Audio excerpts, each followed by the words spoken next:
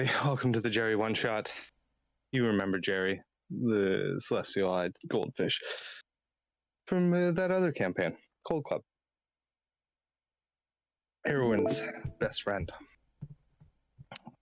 Tonight we're going to find out where Gerry came from. Staring up into nowhere and, just why Gerry's Gerry. And we might see some friends die. Yeah. If you haven't seen Jaws, it doesn't matter. Because it's so far from Jaws now. It's, Sorry. Yeah, does not matter. No, it's okay. I changed everything anyways.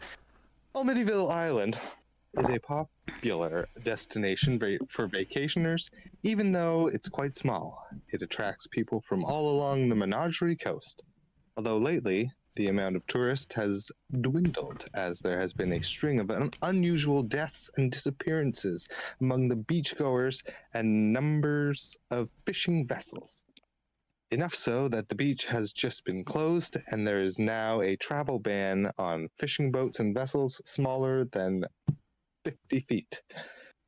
This includes a large number of tourists who are now forced to stay on Almityville Island. It's now about 9 a.m. and we join Cooper and Grody and a very upset leader of this island, Mayor Tory Bond. You two sit at a large oak desk in a rather uncomfortable chairs. There are a few more people sitting against the back wall and even more uncomfortable chairs, and there is a crowd standing in the doorway trying to peek in. The mayor is looking out the window to an ocean as the sun is beaming down upon this used to be peaceful island. On the third day of deaths and disappearances, he takes a long drag from a shabbily rolled rolly, dabs the sweat from his forehead with a silk handkerchief, and says to you two, "We gotta come up with a plan here. This town is going to riot if we don't find whatever is out there. We're not equipped to handle this kind of mess. The trade vessels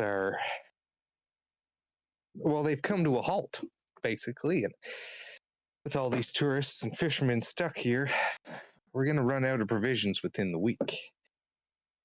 Takes another long drag, and then he flicks the smoke out the open window and turns to face the crowd.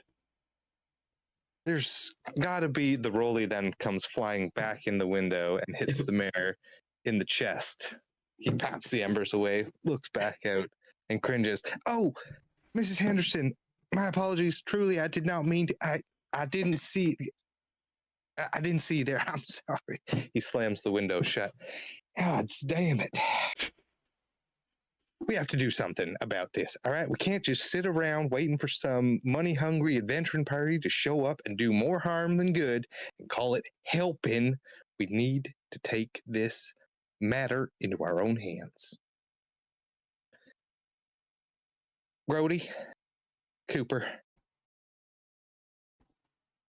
we've agreed it's up to you two. We need you to go out there. We need you to put an end to this island's suffering. We've arranged for you to take a boat, a small crew. Captain is interrupted by a loud screeching of fingernails on chalkboard. Oh, fuck. I hate that. The the crowd kind of looks over to the back corner of the room. Quilt is the one dragging his dagger across the chalkboard. Not far behind you two. This is a piercing noise in both of your ears. Sean, you would, yeah. Yeah. You all know me. You know how I make a living. I'll catch this bird for you. It ain't gonna be easy. Bad fish. Not like going to the pond and catching bluegills or tommycocks. These monsters will swallow you whole, shaking, tenderizing, and then down you go. We gotta do this quick. Bring back them tourists. Bring back your business. But if it's not going to be pleasant, I will. I value my neck a lot more than 300 gold, Chief. I'll find him for you three. I'll find him for 3, but I'll catch him and I'll kill him for 10 grand. You gotta make up your minds. He's looking around at the whole crowd now. You gonna stay alive and ante up, or you gonna play it cheap and be living off scraps all winter? I don't want no volunteers, no mates. Be too many captains on this island. 10,000 gold for myself, for my crew. For that, you'll get the head, the tail, the whole damn thing. The crowd kind of stands in silence, knowing that Quilt is kind of a coot. He's been around for a long time. He's definitely made an impression. He's a sports fisherman. He takes tourists out on the open water. The mayor lights another rollie and says, "Thank you, Mr. Quilt. We will take that into consideration." Quilt then slaps his knee, stands up, slaps Jimmy, his half-orc first mate, and then turns back to the mayor and says, "I'll be hearing from you soon then." Jimmy clears a path through the crowd for Quilt to limp out of the room on his peg leg. Mayor Bond sighs. As I was saying,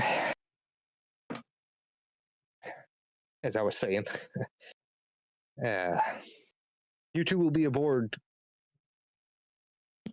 What's your name again? Quince. Quince.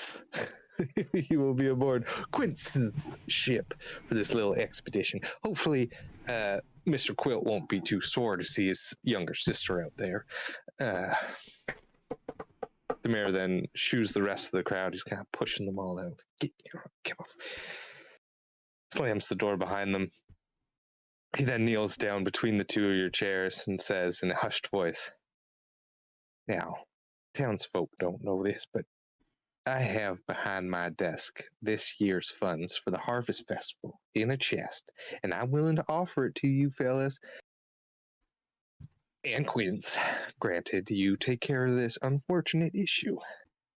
Now it is just shy of 15,000 gold. That's 5,000 gold each. Now, Cooper, I know this is enough to pay for all the supplies you would need for that newfangled underwater research vessel you've been working on. And Grody, you and I both know 5,000 gold would go a long way. Kids having to put them through school and food and clothes, maybe something real nice for the missus, But the point is, if we don't fix this now, there won't be anyone left in town for the Harvest Festival anyways. So take the money, kill whatever is out there in them waters, and let's get back to having a nice, peaceful life on the island. What do you say? I'm begging you. I mean, For me, he said he'd do it for 10. seems You like know Quilt. You know him just as well as I do. You've been the sheriff here for 2 years. I'm sure you dealt with him a few times. I mean, a couple of drunken disorderly. Yeah. I Yeah. don't think he understands the gravity of what is out there. He's brought in some big sharks, and that story he tells about the dragon turtle. That's quite a tale. I don't know if it's true, but I ain't never seen proof. Dragon turtle. Definitely not. Now, I'm not saying I know what's out there, but I know it's not. It's not just a shark. It's not. Well, it's not just one thing. Attacks have happened on all sides of the island, but they started happening closer to Forbidden Glass Island. You know the one. It's about a day and a half to the west. That's where it started, and it's been getting closer and closer. And if we didn't have them reefs surrounding the island, it would probably be on our beaches.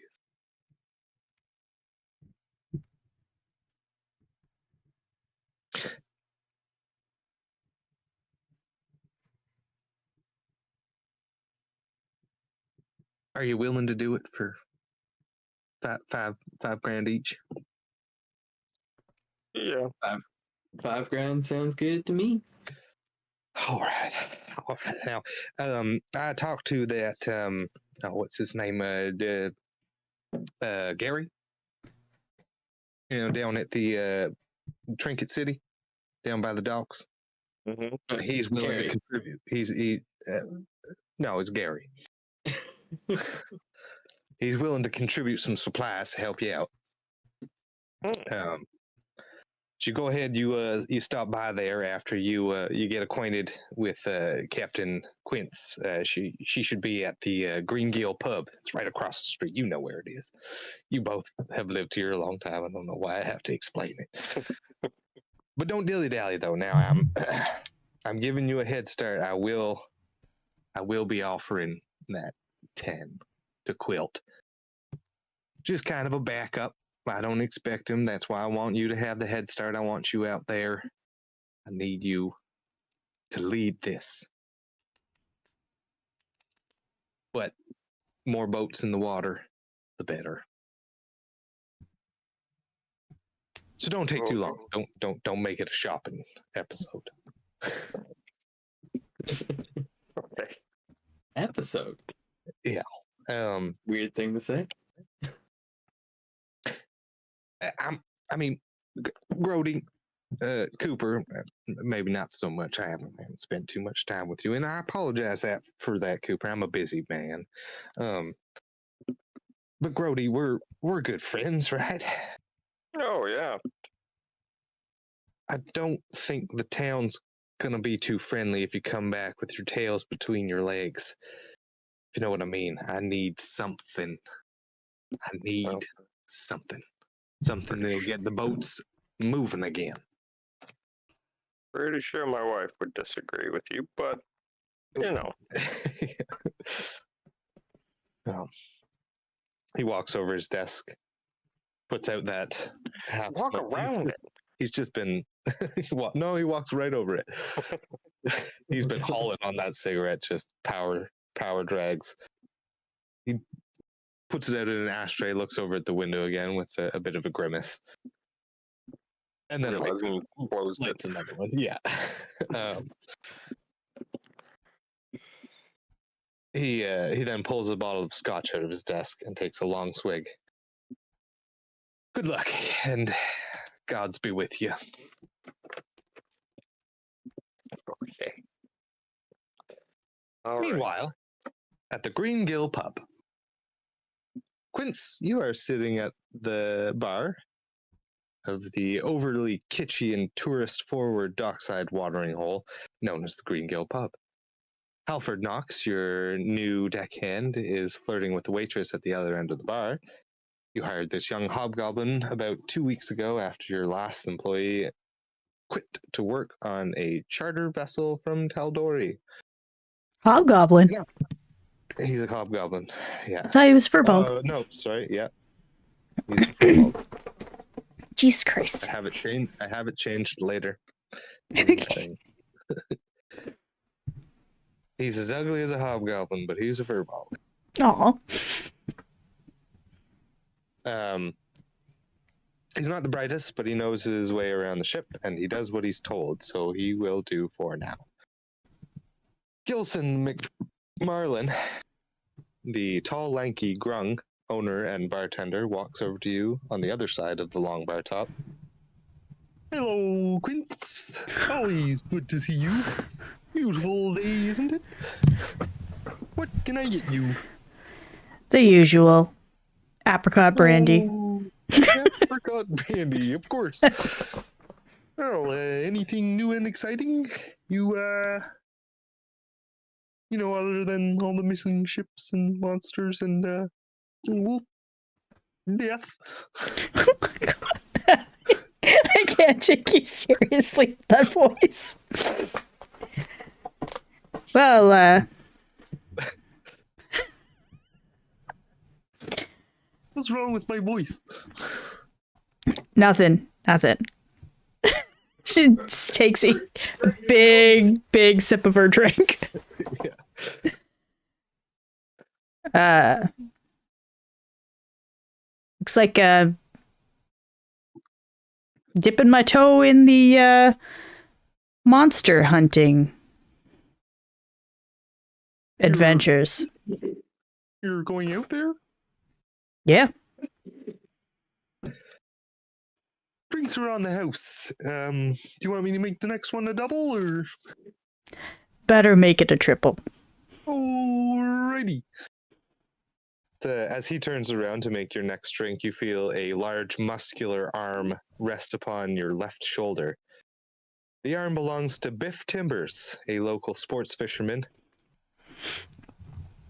You're not thinking about taking that little dinghy out past the reefs, are you? You won't stand a chance. Oh, better just keep to the shallows and wait for me and my crew to drag the creature back. He starts twirling a bit of your hair in his fingers. Maybe I'll let you help me celebrate my victory.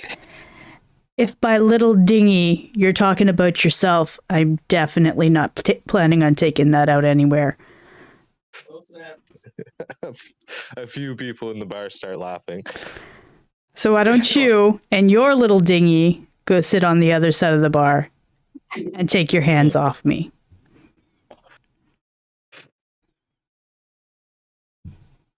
All right.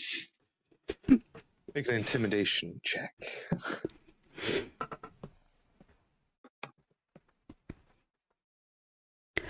What's my intimidation? Oh, not great. Oh, that's a 16. Okay. With a dagger in his ribs. Yeah, he's blushing hard. He's a Goliath, and his grayish skin has now turned a bit of a pink from the red in his face. He snatches a bottle from the bar and exits the tavern. He is followed by a few very large humans, which are his crew. And you would know them, Cash, Tommy, and Bilbert. All human. Did you say Dilbert or Bilbert? Bilbert, with a B. Hey, Gilson? Yes? So, all the drinks today are on Biff's tab. Oh. Better get a round for everybody. Holy. Hey. All right. Everyone, excuse me. There is a round being paid for by Mr. Biff. If you want to put your orders in, I will be taking them down. Just form a line down there at the end. Okay. As Biff has exited, two men walk into the tavern. A furbog and a human. You would know Grody. He is the sheriff. You may not know each other well, but you know him. Cooper, maybe not so much. He's a bit of a recluse. I was in the lab. Yeah. Grody, you definitely know who Quince is, though. I do. You know basically everyone who works on the docks. Fair point. Do I know she's the one taking us? Yeah. And Nice. she is sitting at the bar with a lot of very happy-looking people now lining up at one end. Mhm.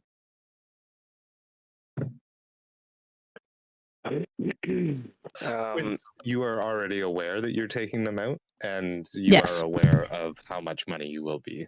Oh, sweet. How much money is on the line.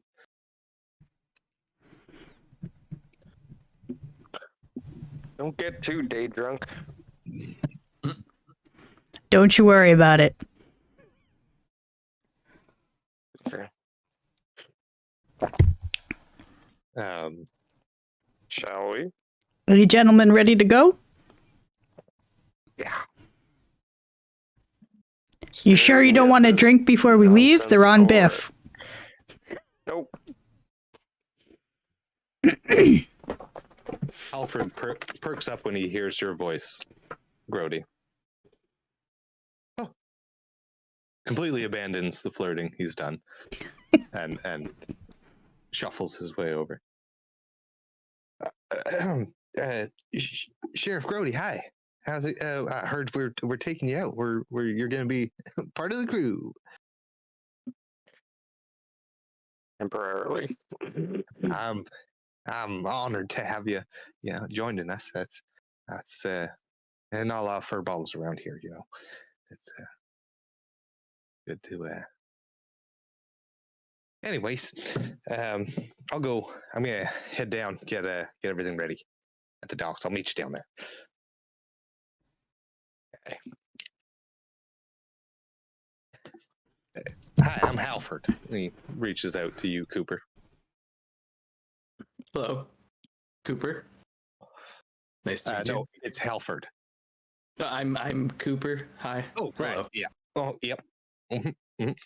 Nice to meet you, Cooper. Meet you. You're the other one joining us? Yes, that's correct. That's great. Well, I'll see you down there. Okay. Quince finishes her drink. All right, One gulp. let's go. Good luck out there. I hope to see you soon. Thanks, Gilson. She's gonna leave 2 gold on the bar. I appreciate it. You're yelling again. Like you're yelling again. I wish you didn't eat cookies in bed. You make your way to Trinket City. Quick, fast. Yep. Sure. Post haste. Gerry, number 19, is already leaning in the doorway. He sees you exit the tavern.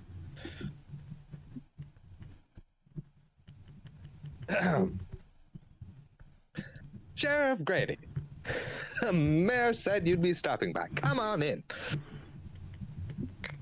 We gotta be quick. Right. Quick's the name. Well, Gary's the name, but come on over. I got it all set up for you. Just reach in, and I've already arranged for it to be. Is there anything in particular you're looking for? Weapons, armor, potion? Surprise me. Surprise you. Okay. I heard these places have like a put $1, spin a wheel. Top tier. What? Top tier. That's the one. Yeah. Miss Grody, why don't you go first? And you can roll a D100.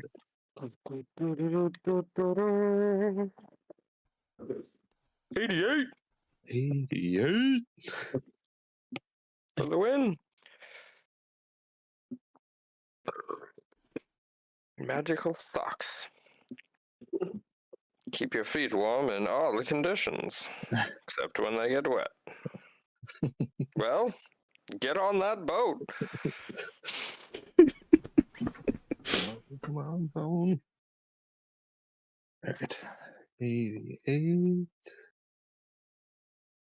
for Brody. Sean, you want to roll? You both can also roll. Love to. 67. 67 for Cooper. 44. 44.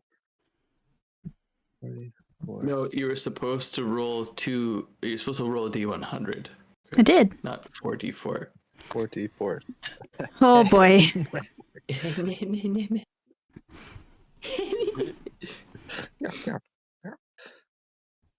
Oh, okay, okay, okay.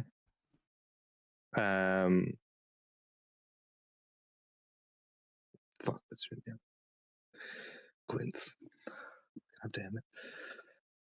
What are you looking for, Quince? What are you hoping to pull out of there? A weapon, an armor, or a magical item? I don't need a weapon. Mine's pretty good. Okay. Let's go magical item. Magical item? Okie dokie. And Cooper? Something completely useless. Something completely useless. Got it. A mundane item. Okie dokie. An actual trinket from Trinket Sid. Correct. Gotcha. You've been here before. This place has quite the reputation. Okie dokie. You have... All right. Mundane.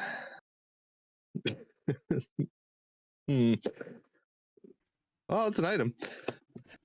Cooper, you pull a 1-gallon cask filled with a stout ale known as Lauren's Best, brewed by Loyren by the Smoke Hardened Clan. The heavy beer is jet black with thick consistency and a sweet aftertaste. You got Something like this? you got a gallon of Guinness, basically. Fuck yeah. Ooh. Didn't need that free drink back there now, did I, Quince? Oh wait, you're not here, are you? Are you here? You're here. Yeah. I'm standing right fucking here. Pops the cork and takes a swig. Right beside. Clearly you did not need that other drink. Nope.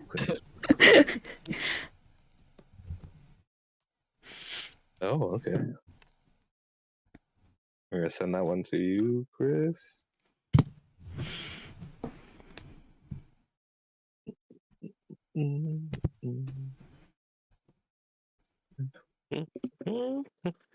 As soon as you touch this small blue glass, sewn into soft leather with cork on a string and a tie-down cover. Oh, okay. It's a little oil jar in a soft leather and cork. I'll let you read it. You do what you want with it. Send it to you personally, so the other guys don't know what you have. I'm standing right there. But you don't know what it is. So you You didn't can touch see it. It's a jar of oil. It's a jar. Well, I mean, yeah. As far as you know, yes. Mm-hmm. That's what I said. I know what it is. It's a jar of oil. Do you want? Yeah, look at that. 88.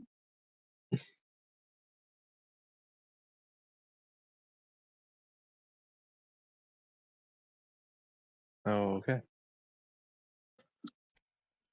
All right. Okay. You both pull out these relatively small items.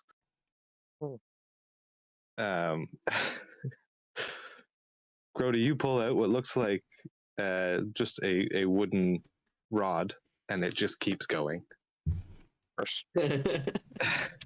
And you end up pulling out a full glaive. Whoa. Shit. Okay.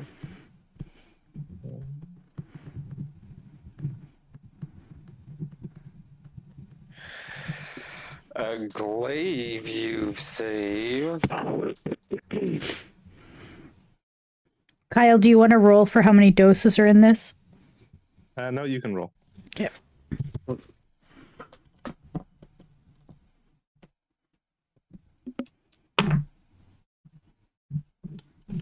Okay. That's ominous. That's it? That's the whole thing? Yeah. I'm telling you something. Okay. I don't even know if I can use a weapon like that. You can. Okay. Even if it says you can't, you can. Fuck it. I mean, anyone can use any weapon. It's just whether you're good at it. Good at it. But I'm not going to care. Add your proficiency to your rolls. Okay. And you can add a plus one glaive. Oh, okay. Glaive! Okay. So, exiting. Thanks for stopping by. And tell your friends about Trinket City. Sure.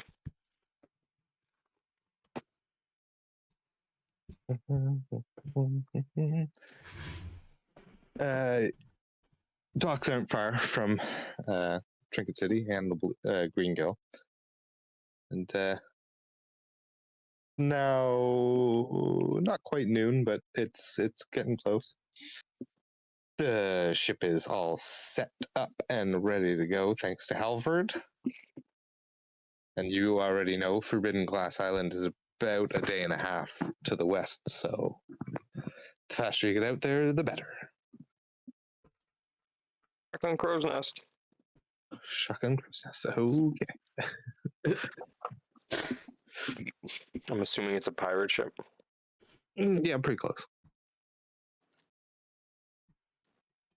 Basically, all ships in D&D are pirate ships. Fair. Of course. Any last minute anythings before you leave the docks? Yes, I want to go have a 20-minute role play with my wife. You got it. Nope. Brody quickly runs. You're doing this one by yourself. What kind of shops do we have Just here on the island? I'm kidding. All right, I'm going to go make a snack. It's actually just Trinket City. I'm just kidding. Weird. Yeah. Weird. Everything else is shut down, trying to preserve their everything. Docks. Yep. Everything closes at 9 o'clock in the morning. It's only open from 8 to 9. Yeah. Sorry. So, casting off. You did not see Quilt. His ship was still at the docks. You did not see him anywhere. Biff's ship was also still at the docks as you were leaving. What's the name of Quilt's boat?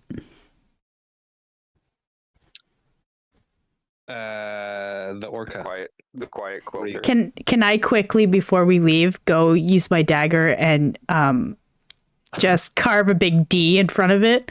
The Dorca? Yeah. Okay, sure. Yep, for sure.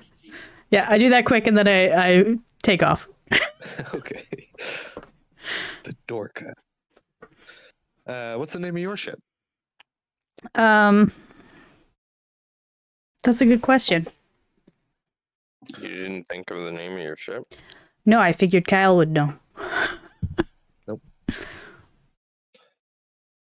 He puns some things. Most things. Something.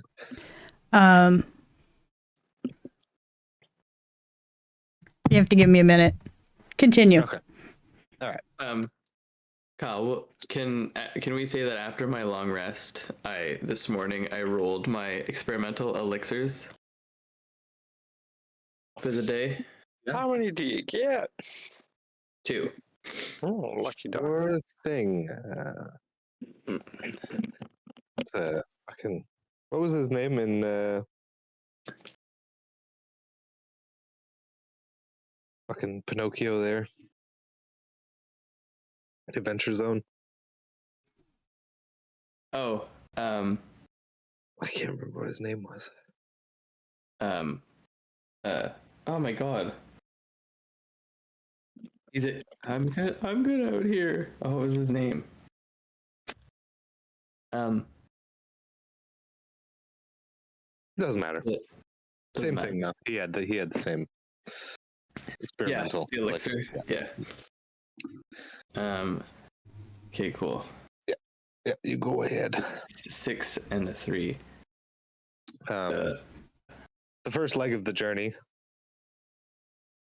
goes by without issue. In the shallower waters, and by about 4 or 5 in the afternoon, you've reached the reefs, the end of the safe waters. My ship's name is the Vicious Pearl. The Vicious Pearl. Got it. Cool.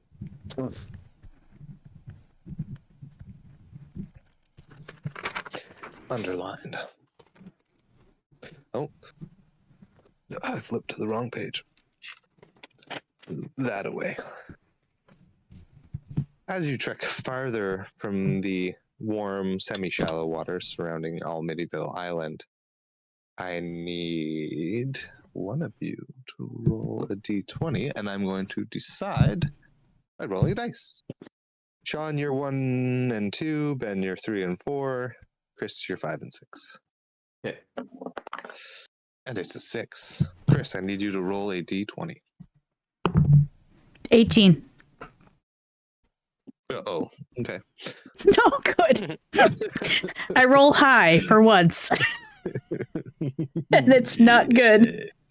Yes. No, it's fine. It's fine. You're fine. There wasn't any good outcome. Don't worry. Good to know. I like to hear. Okay. The sun begins to set on the horizon of a Lucidian ocean, pretty sure. If I have my... Yes, I think so. Yes. Yeah, it would be Lucidian ocean. And if it isn't, it is now. Suck it, nerds. Come at me. I don't care. Get you over there. You can situate Oh, that's yourselves on the terrifying. boat. The Gerry was still there. This boat looks familiar. Where are you? Yeah. It does look familiar. The run-of-the-mill boat. I don't know what you guys are talking about. Never seen this boat in my life. Never in my life.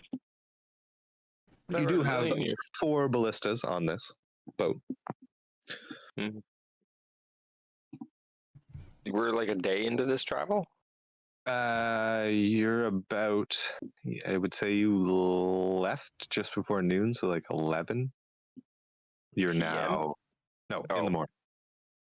It is now, I would say, close to 8 at night. The sun is setting.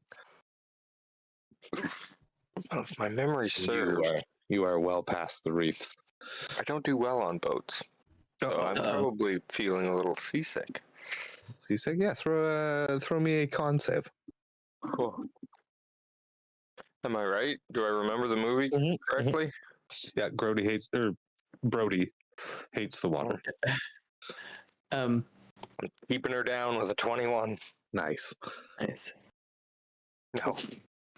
Terrible taste in my mouth. You down some lemonade. Ugh, that's supposed to help? That doesn't sound like that would help. There's something that helps with seasickness. I can't remember what it Ginger is. ale.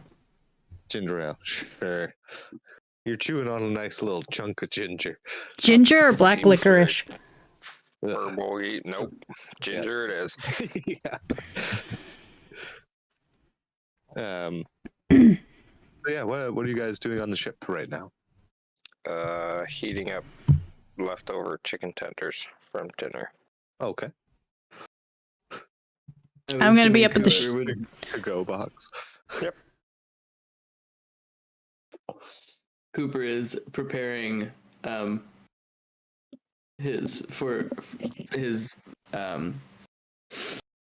experiments and using his equipment to help track this monstrous thing. Quince is Whatever a marine biologist does to track things. In semi-medieval times. Exactly.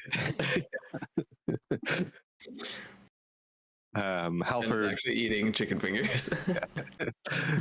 Alfred is sharpening the tips of the ballista bolts at the front of the ship right now. Quince is at the ship's wheel, keeping an eye out for bullshit. Makes sense. So Grody, you would be down in the mess, I imagine, if you're reheating some chicken tendies. He's nodding yes. Yes. Okay. And Cooper, you would be down below too, or are you Yeah. up? Okay. Set up your own little Own little lab. temporary laboratory. Yeah. Okay. In that case, Quince and Halford, let's get some perception rolls.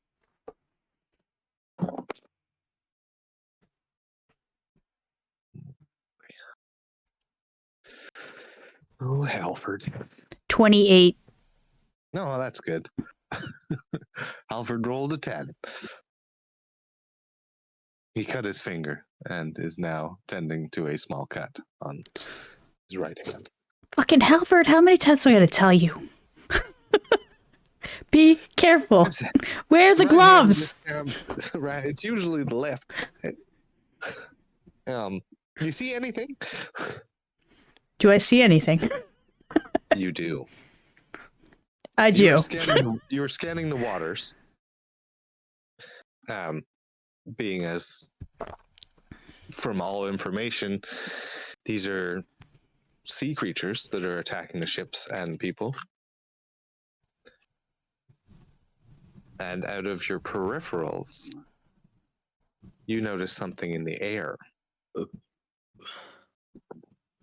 At first, you think it's just a little flock of gulls. But the more you think about it, there shouldn't be gulls this far out.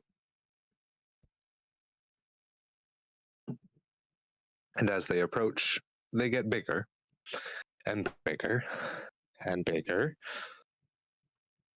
And what was your perception? 28. 28. As they approach, then you see that these are massive, and there is something riding on top of these 3 gigantic seagulls. Whoa.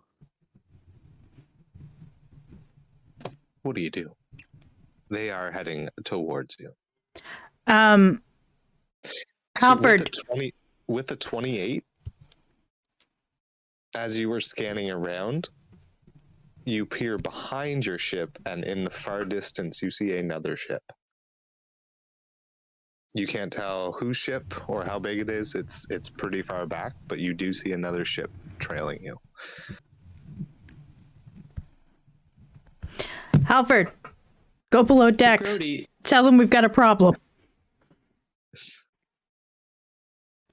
hey Grody, is that the last night's chicken tenders you're eating there? Can I have a couple?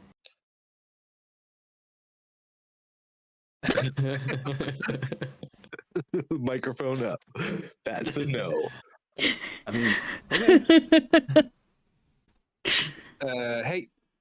Hey, You grab fellas. one off your plate. Oh, they're gone. Damn it. We got a little situation up. There's something out there. What's going on? Oh, as I told Halford to go to below decks, I'm going to point in the direction of what I was talking about. So he knew what I was talking about. Yeah.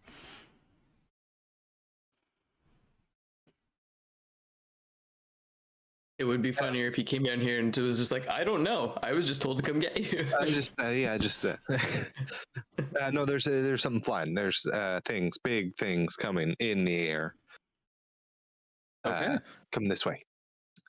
You might want to get up there. Well, I'm all out of chicken tendies, so.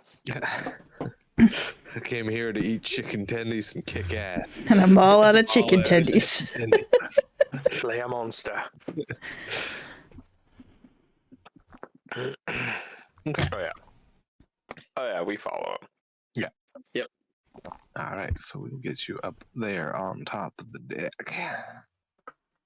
On the dick. I like your dick. Get up on there on the deck. It's a nice dick. On the dick. Nice firm dick. Brody.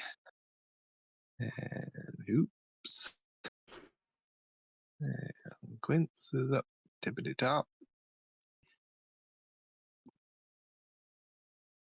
Enough? Do you want me to zoom in a little more? That's better, yeah. Yeah, that's good. One more. Beauty. And then watch. The creature is going to spawn in right here. That's gonna be Halford over there. Oh, Out of sight. it's Drew Hardy. Yeah, it looks like it. It's this. Just the first one that came up. So. Yeah. All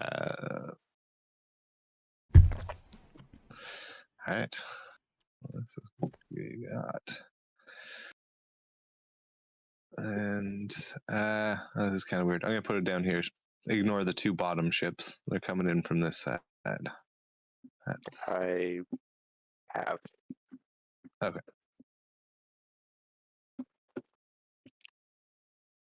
That is all ocean where they are, but they are moving in quick. And that's why I'm on the wrong thing. Oh, All right. see, told you they were going to be out of the view. Well, just for a moment. Well, you all. That's pretty big. Just pretend there's an S at the front. Front of what? Listeners, the images are eagles. That was a seagull joke. good one. Put an S on the front of the eagles. I get it now. Yeah. Okay. And riding upon them.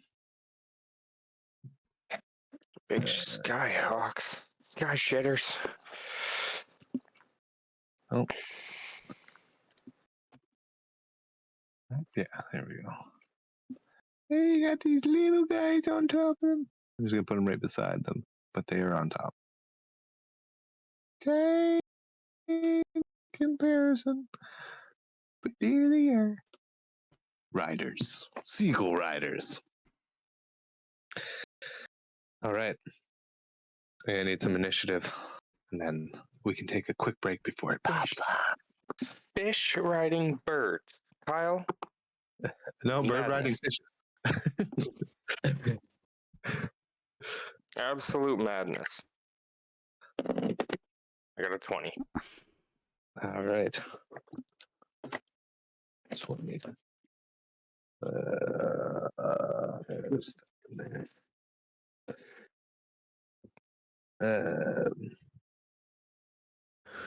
Brody's got 20. 13. So 15. He's got a 15. Quince, 11. 11. 11.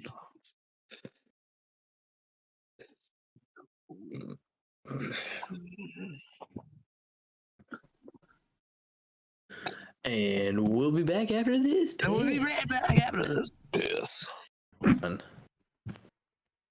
We're live. And we're back. And we're back. Coonsword. Sheriff Brody, you are first. Okay. Well, probably just gonna draw my longbow. Okay. Actually, what I'll do with my first turn is I'll use my primal awareness on the fish people. Okay. What does primal awareness do?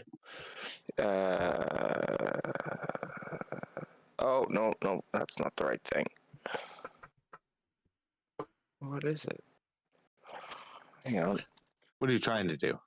There's a thing I can do. I have to spend an action to do it, but I can learn resistances, immunities, the whole 9 yards. Oh. Of a creature I can see. Blade of Inquiry? No. Extract aspects? That's a monk thing. Yeah, I know.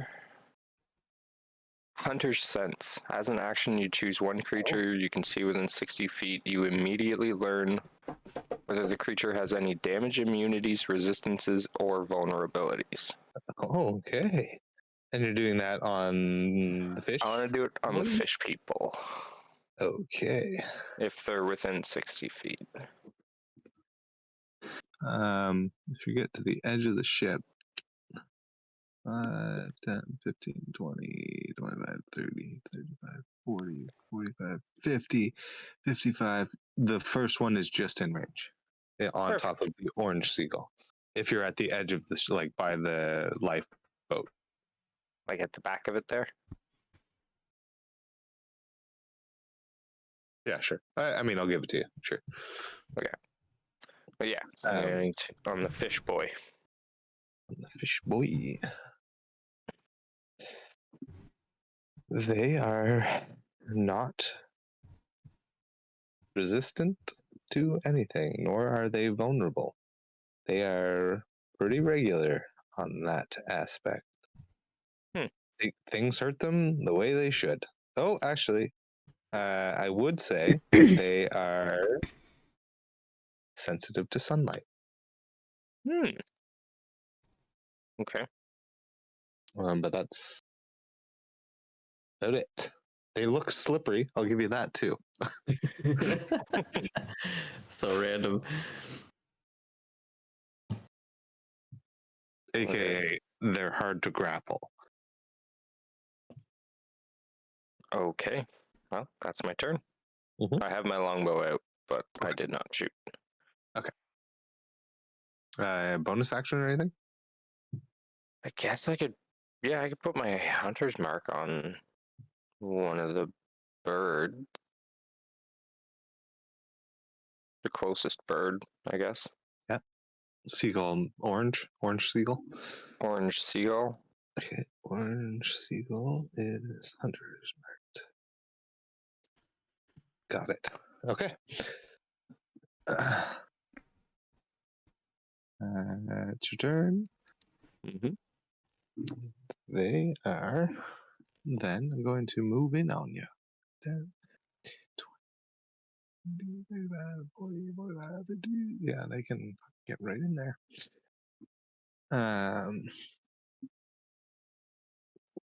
Yeah, that one's gonna come in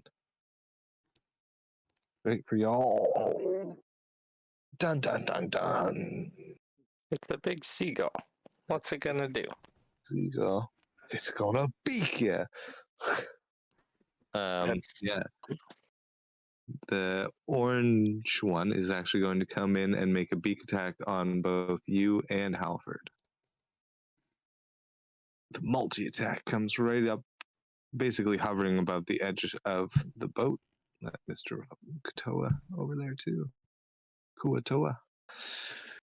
He's on top. He's not beside them, but this one's gonna flank up here. Not going to make any attacks, but it is gonna get right up there, just above. The blue seagull is about 10 feet off, or 10 feet up above the ship. And yellow can't quite make it as far, but it will be up near the back of the ship. And it's kind of weird because you're up on the top thing, but it's very close to you, Quinn. I'm gonna put her here just so makes it easier.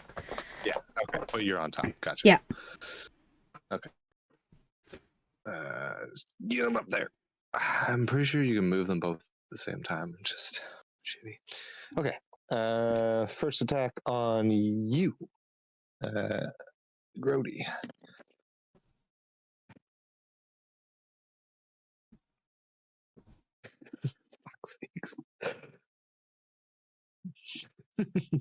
My first roll was a natural one.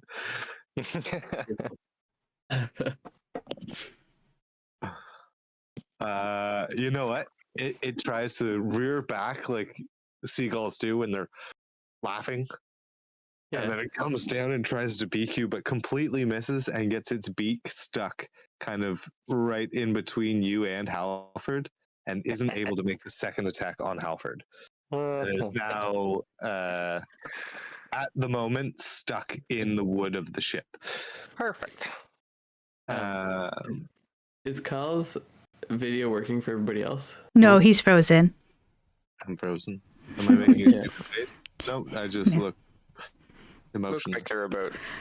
You look fall asleep. unimpressed. Oh. Arr. I don't know about that. I'm feeling judged. Okay, Cooper, what you got?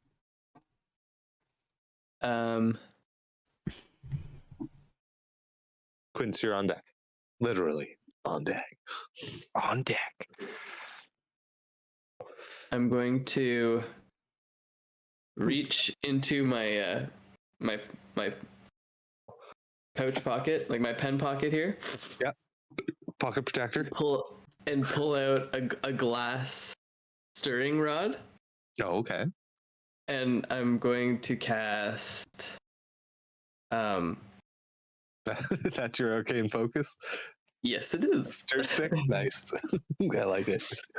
I'm going to cast acid arrow. Okay. On At who? blue. Seagull? Seagull. Yeah. Acid arrow, okay.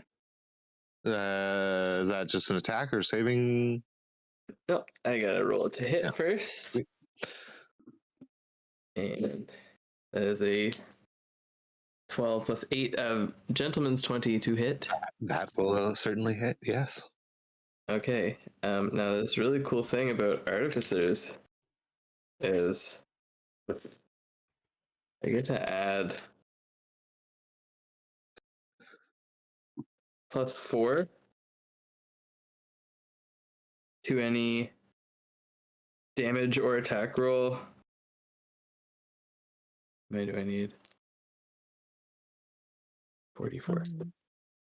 Yeah, I'll read it to you in a second. 3, 4, 5, 6, 7, 11 plus 4, which is because of so much to read. I believe you. How much Sorry damage? for the wait. 15 damage 15 damage. Okay. on that one. Alchemist Savant, it's called. Oh, okay. Nice. Yeah. You see Cooper just kind of like waving this stir stick back and forth until green dripping arrow forms, and then he just flings it at the seagull, and it pierces the supple breast of the seagull. Juicy Burns bread. away- burns Juicy away meat. Burns away some feathers. Nice. Good hit. Good hit. Good hit. Bonus action or anything? Am I allowed to do a cantrip? If it's a bonus No, action. never mind. Nope. Okay. No, never mind. It's not a cantrip. No, that's my action. I'm gonna stay here. And you're staying there? Okay. Quince. Oh. Sorry. Just before you move on, I can't find anywhere to, if it says it's a bonus action or an action, to bring out my homunculus. Your homunculus is with you. Okay, just always with me. If it's out, it's out. Yeah. What is your homunculus? My homunculus is just going to be a small like automaton, like a robot. Just like a tiny little man. Yeah. Okay. Cool. It's a little boy. So you can move. No. You can move him as a bonus action, right? If I remember correctly. Yes. Yeah. God. What do you want little man to do? I want him to walk over to Grody. Walk over to Grody. Okay. Yeah, I believe my homunculus has where is your speed, homunculus? Get the homunculus out there. Beep. 30 feet. Oh, he can fly 30 feet, so yeah. There he is. Right behind Grody. He goes like this with his- Tiny. You guys are pretty small. Yeah, A little guy. tiny little robot. He's mostly gonna have like. It looks like a gremlin on the thing, but Does it? Yeah. Perfect. Cool. No, I like it. He's a robot gremlin. okay, Thomas. there you go. Nice. Is he doing anything or just getting over there? Just getting over there, because he can take it. Can he take an action? Mhm. He can take an action because, oh my god, fucking artificers, man. Yeah, man. Mhm. Okay, so because he can take his own action, I can cast a spell through him. You cast a spell already, though. But it's through him. It's still you casting, though. It's still yeah. Okay. Hey, that's You fine. No, can that's cast fine. a cantrip, and you don't need a bonus action spell to cast a spell through him. So you can cast a cantrip through him right now, if you want. Oh, He's just a cantrip machine. Well, Yeah, he could be a okay. spell machine if well, that's what. Cooper's Yeah, so that's using okay. cantrips. He can be the spell. Mhm. Oh Vice yeah. Yeah. Vice versa. Yeah, no, I like that. Okay. He's gonna pull out from his hip. You're gonna see him draw out a whip. And Okay. just gonna whoosh. He's gonna whip at the orange right in front of. Okay. Yeah. That's a cantrip. can Yeah, whip. thorn whip. Okay. Thorn whip. Thorn whip, The cantrip. Gotcha. Yeah. 13 plus 8. So that's 21 to hit. Yeah. Yeah.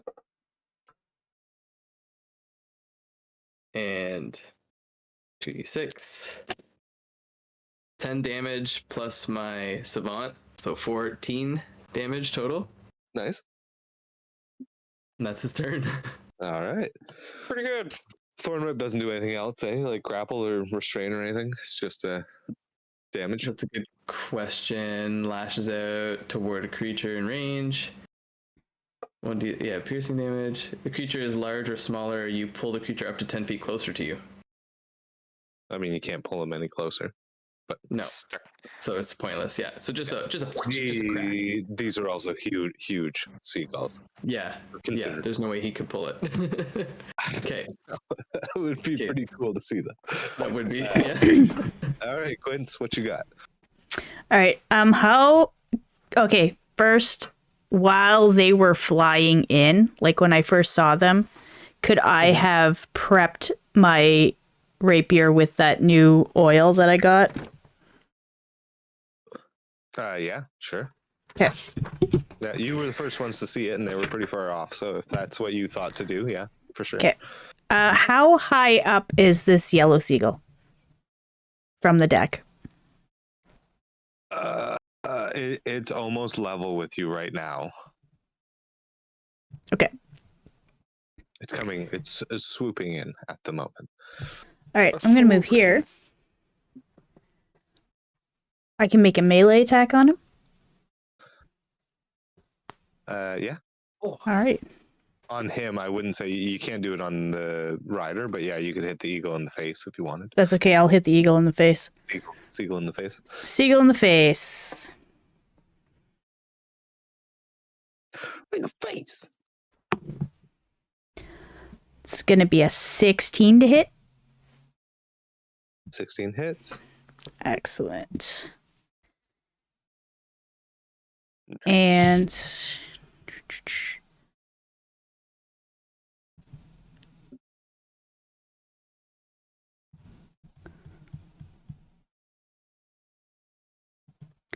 where is it?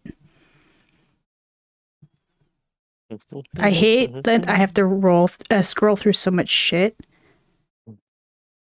Well, 10. There's no other creatures within 5 feet of me, so I still get my sneak attack. What? With Rakish Audacity, you don't need to have advantage on your attack to get your sneak attack as long as there's no other creatures within 5 feet of you. Isn't he within 5 feet of you? No other creatures other than the ones I'm attacking.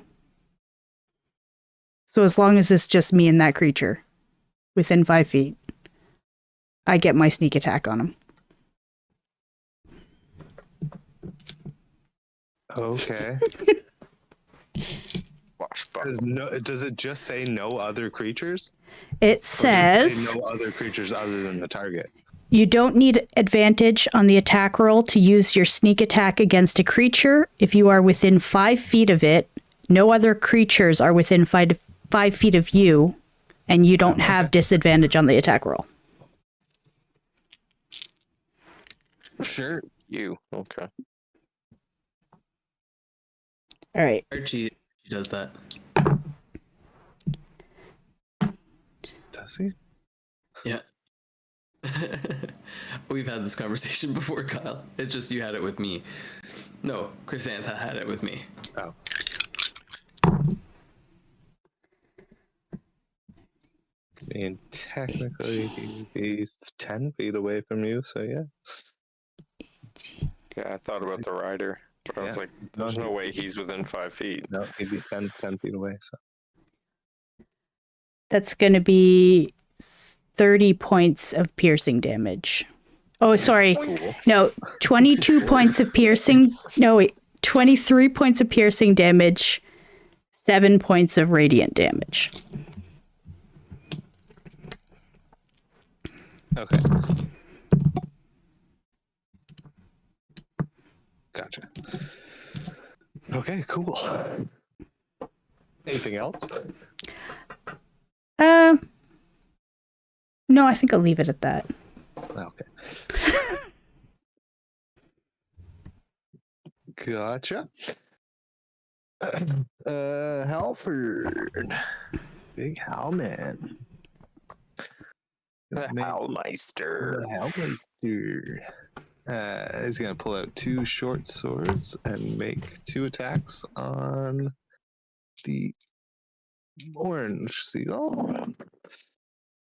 Oh boy. Well, 1 hits.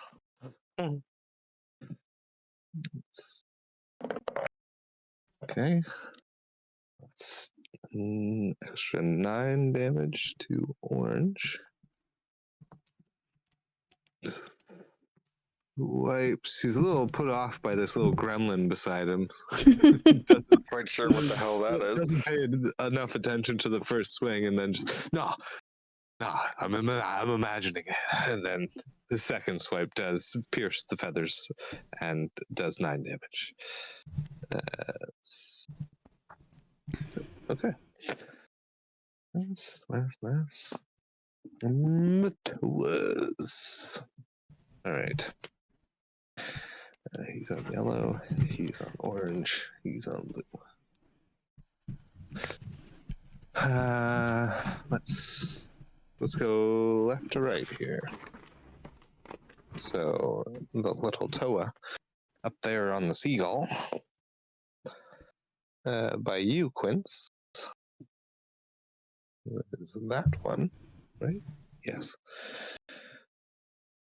Oh, what's he want to do? What's he gonna do?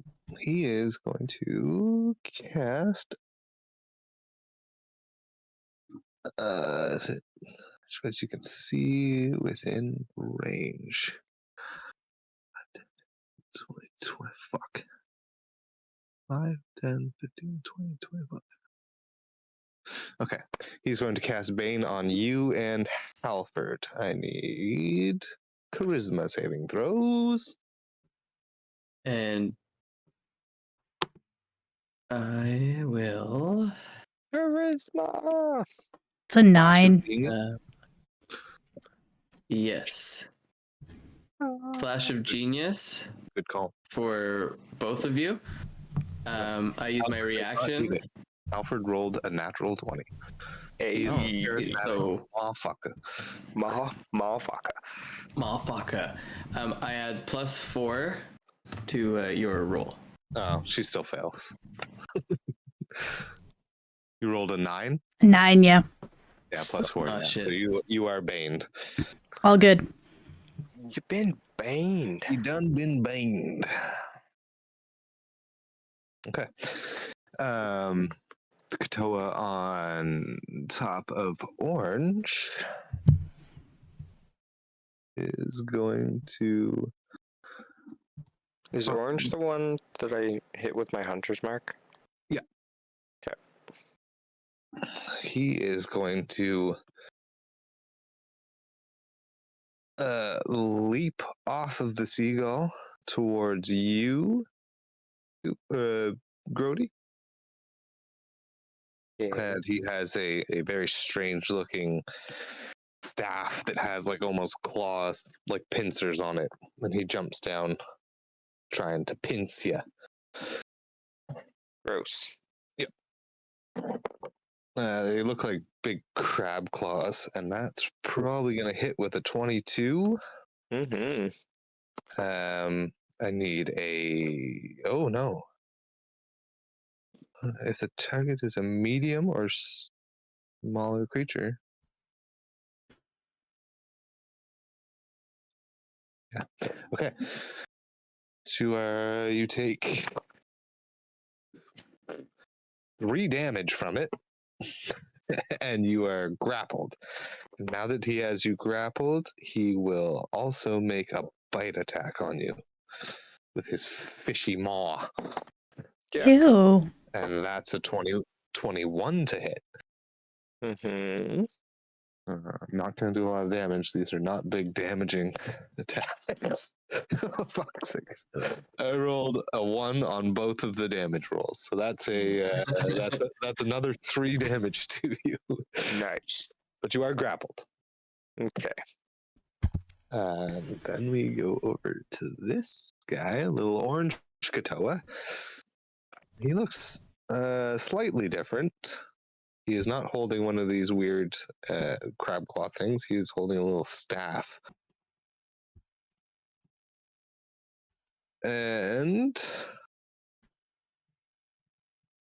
he is going to cast Hold Person on you, Cooper. Oh no. Wisdom saving throw, please. Nat 20. That's 20. Okay. You're fine. Yeah. You're good. Sweet. You just hear him cursing in his fish talk. I could glare at him. Yeah. Not a huge DC on them. Natural 20. He's also going to hop down though. So he is now actually on the ship where you see his thing. He's no longer on the bird. The only one actually still up on the bird is yellow. And it's back up to you, Grody. Okay. You're You grappled, so grapple. you can't move, but that's about it. You can do everything else, Well, or you could break the grapple. that's all I wanted to do. Well, not all I wanted to do, but that was part of my plan, was to move. So yeah, I guess. I will hum- say, My homunculus is running over to you with his hand stretched out, like he's got a spell prepared. He's Okay. like, "Wah." That's terrifying because I've never seen this thing before, and it's just running towards me. They don't talk. yeah, no. They don't look Yeah, too strong. I will give you that. that's cool. Hmm. Hoopers. Yeah, I guess just try to break the grapple. Athletics check. Hmm. Uh, breaking grapple is athletics, right? Yeah. Yeah. It's a 14. That's exactly what you needed. Perfect. Yeah. Nice. Okay. You are free. Cool. I'm gonna step over the weird little monkey Yeah. and back up a touch. And that. He will get an Yeah, that's fine. opportunity. I guess technically they both will. The bird's beak's not still stuck. Oh, the bird's beak is still stuck. So Yeah, that's right. you're right. And he's going to miss with a natural 10. What's your AC actually? 18. Right, yeah, no, he misses. Okay, yeah, so you're fine. As a bonus action, I will. Actually, I'll keep moving. Bonus action, I'll put my Slayer's mark or Slayer's prey on the bird as well. Oh, okay. Next round. Nice. 5, 10, Double marked. 20. I'm gonna move over to get a little bit of cover behind the mast. Okay. Do you want to tell Halford that you got the seagull under control? Yeah, I will. I'll holler at him that Take out the fish, man. I got get the eagle. fish. Yeah. Okay, gotcha. That's your turn. That's it. Right. The first, we'll go left to right again. So seagull yellow is going to make a first. It will make a beak attack on you, Quince. Mm-hmm. That's a 24 to hit. Yeah, that'll hit. And so you take 10, take 15 piercing damage, obviously, yes. And then it'll start floating up and above you and try and make a talon attack with its webbed feet talons. Everyone knows how sharp seagull talons are. Oh, that's not bad though. Oh, that's funny. I mean, if it was a large seagull, then Yeah. That's a faux 20 to hit. I'm going to use my reaction to use defensive duelist, raise my AC to a 20. So he misses. Oh no, he would hit because it's a faux 20. Okay, never mind, because I don't know how to do math. Is 20 higher than 20? Listen. to say. Okay. No, I had 20 in my brain because that was is what you're Yeah, saying. it'll hit. Yeah. Yeah, forget that I said that. Okay. You take not a huge roll. You take another 7 slashing damage. Good. He picks you up, Mm-hmm. and you are now restrained. He's strained. And he is going to fly up 40 feet. Straight up.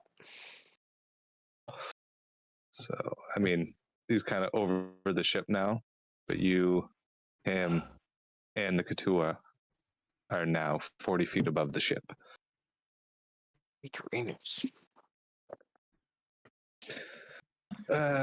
Orange guy's gonna try and pull his beak out. Billy. Well, in the natural 18, that will get him out, but it will be an action. He's basically breaking a grapple on himself. So he's out and then just squawks in Halford's face. And that's his turn. And Mr. Blue. Once hit Blue, but he is now no longer in control. He's coming over to make a beak and a talon on you, Coop. The beak. Let's see, plus. So that's an 18 to hit. That hits. Beak. Right. You take 10 piercing damage. Okay. And talons. 15. The talons. 15 to hit? Yeah. Hits. Oh, shit. Okay. Right. Oh, shit.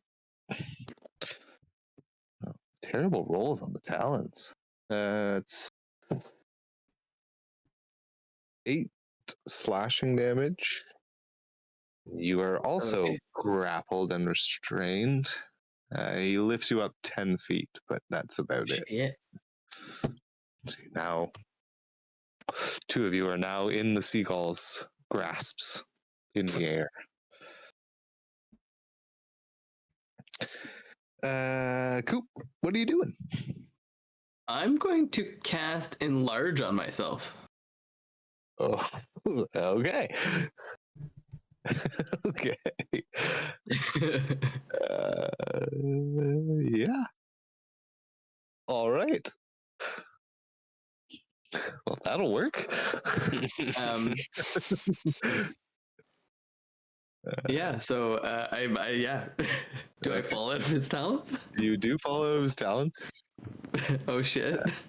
You are large, and he was holding you.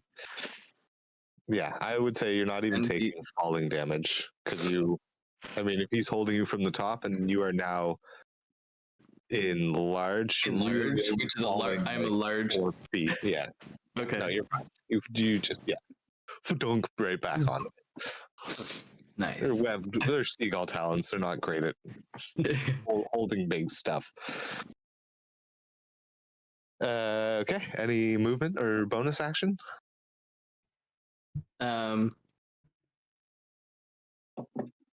Bonus action.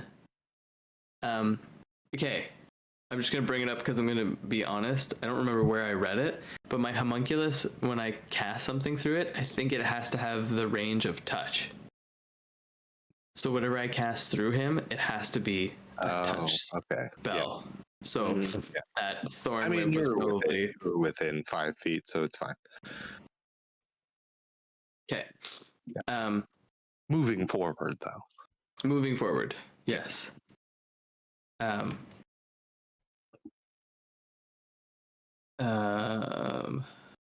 with me here for a second. My bonus actions. Oh, that's a bonus action? Oh, it's a spell. Never mind. He does have an attack of his own. He does, that's I know right. it's not huge, but No, but okay, so he's still in front of Orange?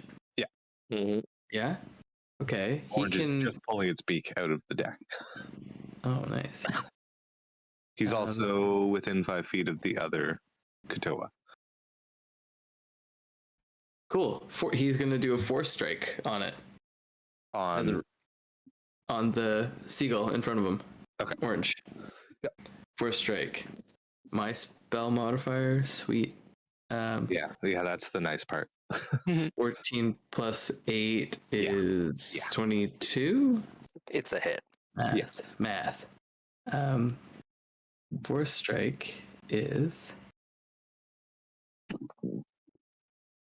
1d4 plus my proficiency bonus. Basically a dagger attack. Yeah. I mean, he's tiny. He is. Yeah. That's It'd be crazy if you did like a D6 or anything higher. Basically getting slapped by a spider monkey. Do I get to apply my savant to this damage roll? I mean, he's an ally. Sure. Sick. So that's 7 damage.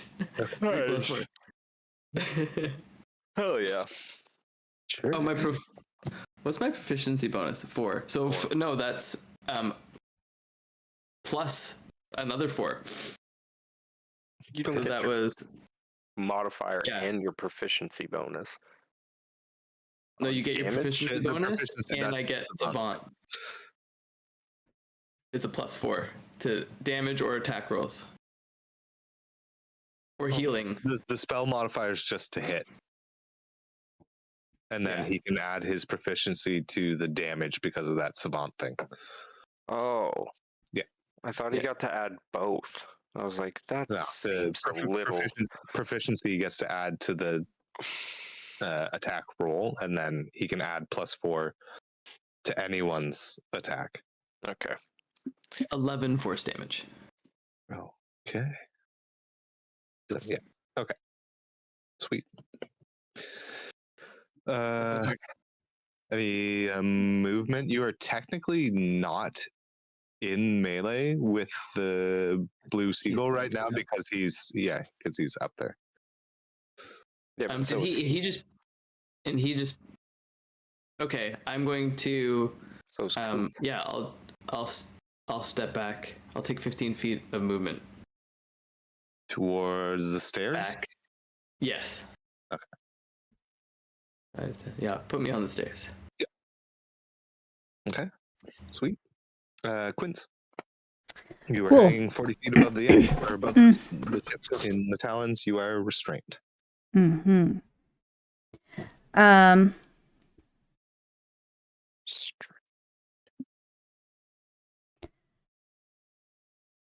How far is his face from me?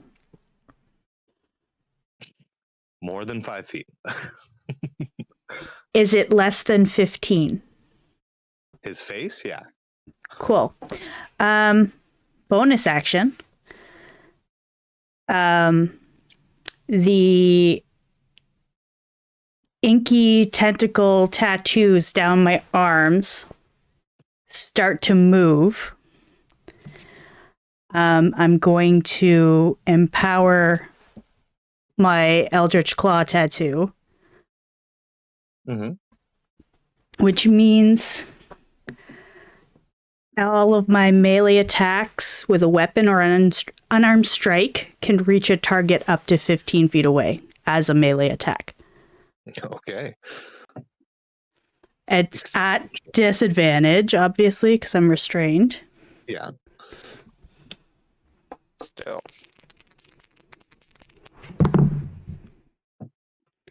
Fuck. And Bane. And Bane. That's not gonna hit.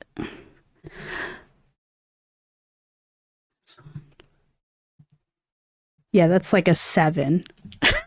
Yeah. That's not gonna hit. No. Fuck, I rolled a 2 and I rolled a 3 on my Bane, motherfucker. Okay. That's gonna be my turn. Okay. Fucking 2. Hal is going to. I guess he can reach over. Yeah. He's in melee with both of them, so he will make his 2 short sword attacks just right in front of the seagull's face at the Katoa. Okay. Hal is a fucking actual useful NPC for once. I got a natural 19 and a natural 20. Nice. Okay. Hal. Kyle's doing more damage to his own 7. Yeah. Yep. fucking monsters than we are. So that's On brand. orange. So that's minus 10 on the first one. And then.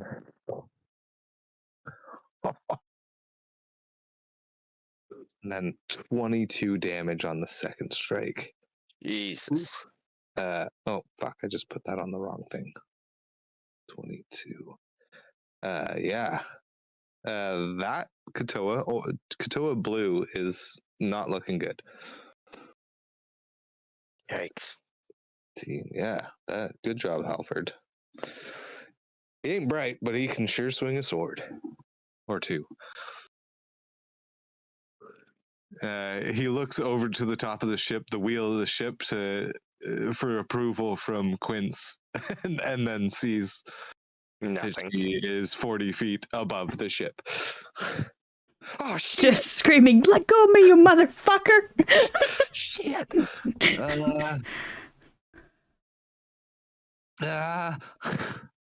He's going to. Oh.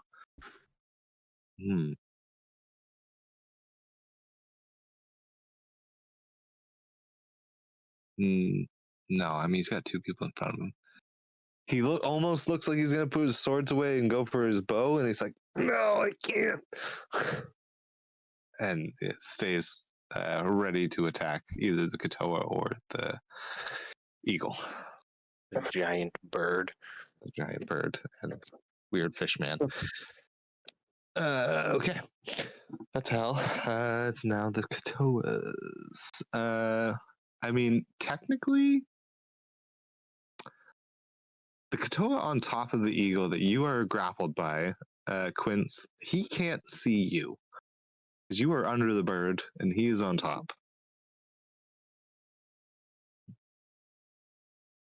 Right? That makes sense to everyone? Well, he doesn't have X-ray vision. No, he does not. And he's not going to lean over the side of the seagull. So, You sure? Pretty sure. Pretty fucking sure. Pretty sure. How far does that go? 60 feet. Damn.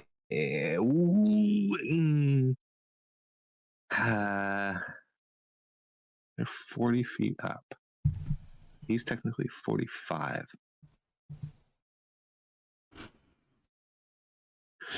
No, you know what? He can't really do much.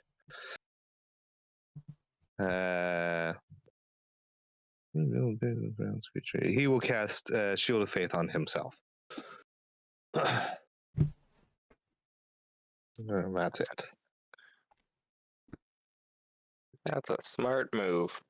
See, that's all he's got. He is not within range of anyone else to do anything else. So that's what he does. Yeah. He could thaumaturgy, but that's not going to do shit. Okay. Other Katoa.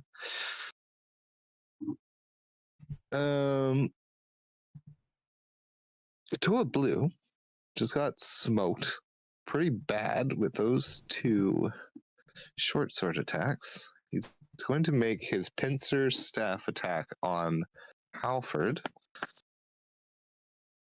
Natural 9, 13, just underneath Halford's AC.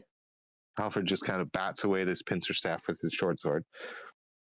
And as he's leaned in trying to pincer Halford, he kind of reaches under with his mouth and goes for a bite on your little homunculus, Oh no.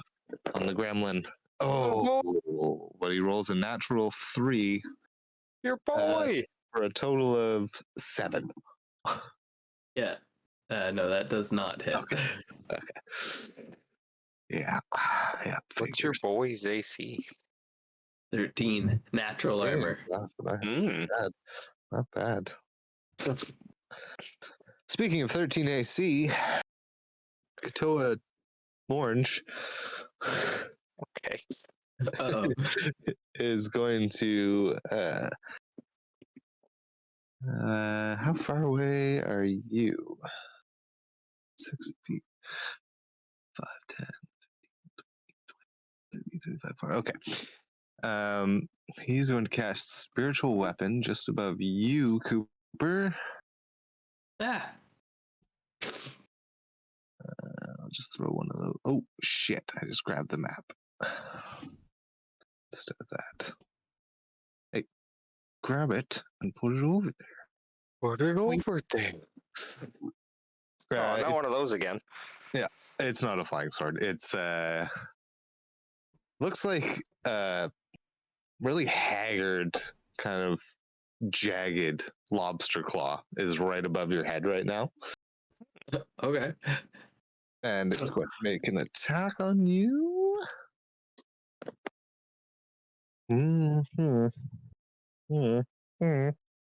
That's a 17 to hit, though. Yes, that hits. And you cast that at 2nd level. I think that's base for your spiritual weapon. So that's a D8. Oh, maximum damage.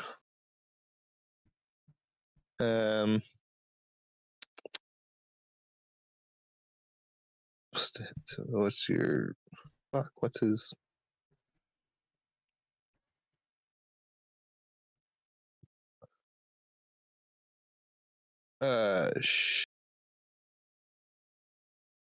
Plus your spellcasting ability modifier. Would that be the same as your to hit? Mm-hmm. The spell I think stat? so. Yeah. Okay. So that's 14 radiant damage, I believe. Okay. Spiritual weapon is. Oh no, sorry, force damage. 14 force damage. That's a bonus action too.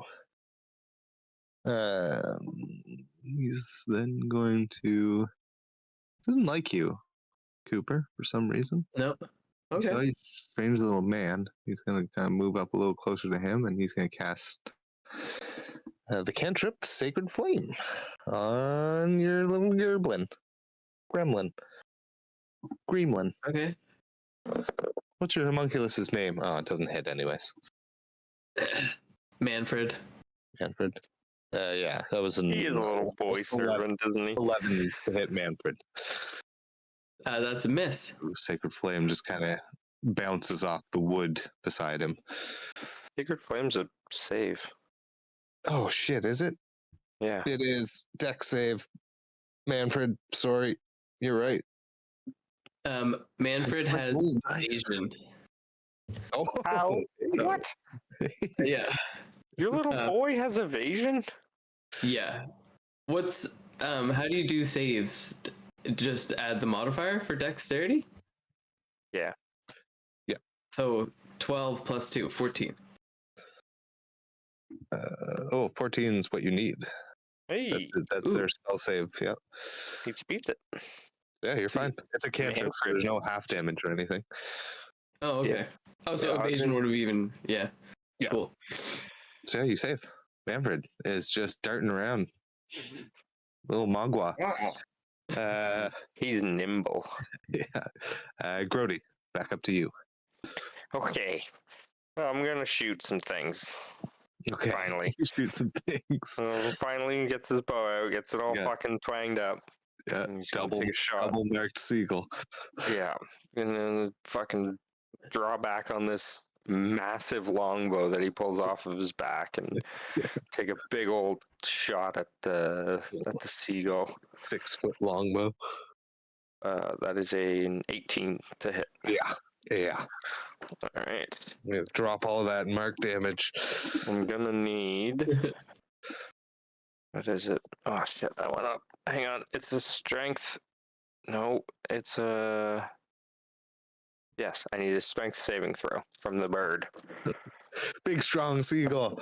Big strong seagull. That's natural 5 plus 2. Does a 7 save? No, the Yeah. bird is pushed 10 feet backwards off the edge of the ship Okay. and takes 20 points of damage.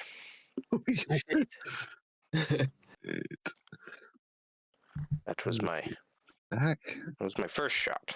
And 20 damage. All right. Yeah, orange seagull's not looking good. I'll take my second shot at him as well. Mm-hmm. Oh yeah, that's a 23. Mhm. So Mm-hmm.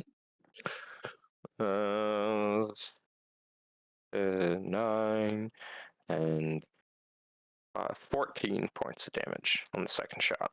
14 points of damage. Jeez Louise.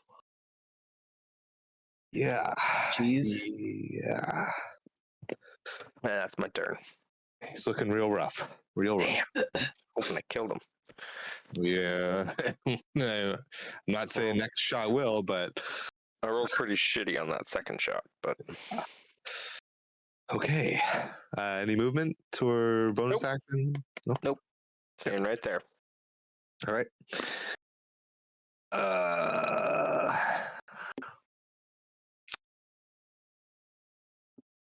Okay. Yellow seagull is going to fly up another 10 feet and make a beak attack on you, Quincy. Just reach it down. Really gets into that screech squawk. Ooh.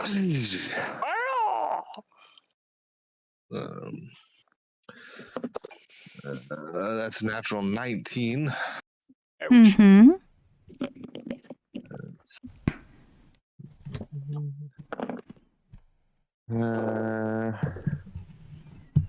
13 piercing damage. And then he's going to drop you. Yep. You're 50 feet up. That's 5d6. Mm-hmm.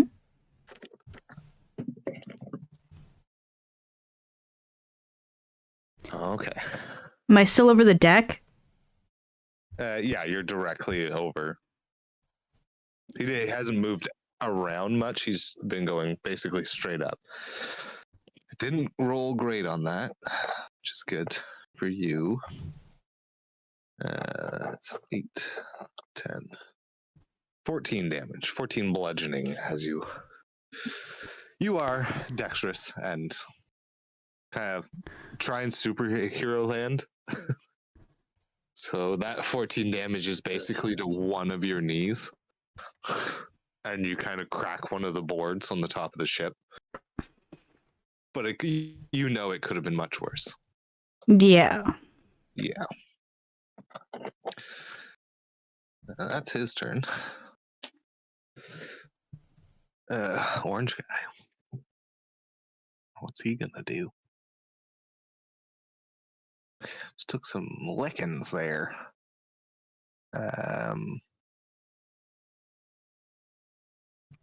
You know what? He can move up to there. Not force any attacks. Just there we go. Kind of ignoring Halford, he's gonna go in for 2 beak attacks on you, Grody. Rude. 23 and a faux 20. Yep. These seagulls I roll pretty good for. That's First beak attack is 15 piercing. Ow. Second beak attack is 8 piercing. 23. Ow. And just It kind of hurt. screams in your face. I scream back. All right. And then blue.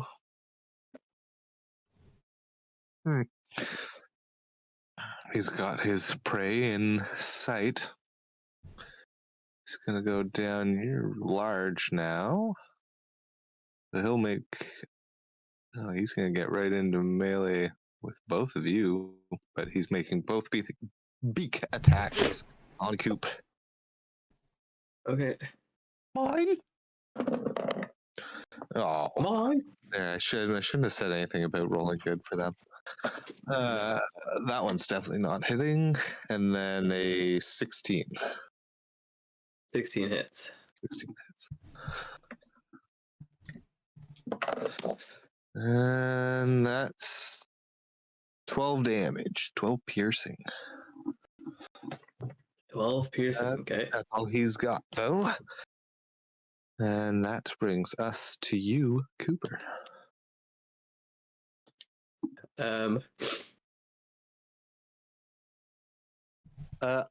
Everyone make a perception check before you do your thing, Cooper. Yeah. Now that everyone's on the deck and shit's popped off. 8. 8. Okay, never mind for you.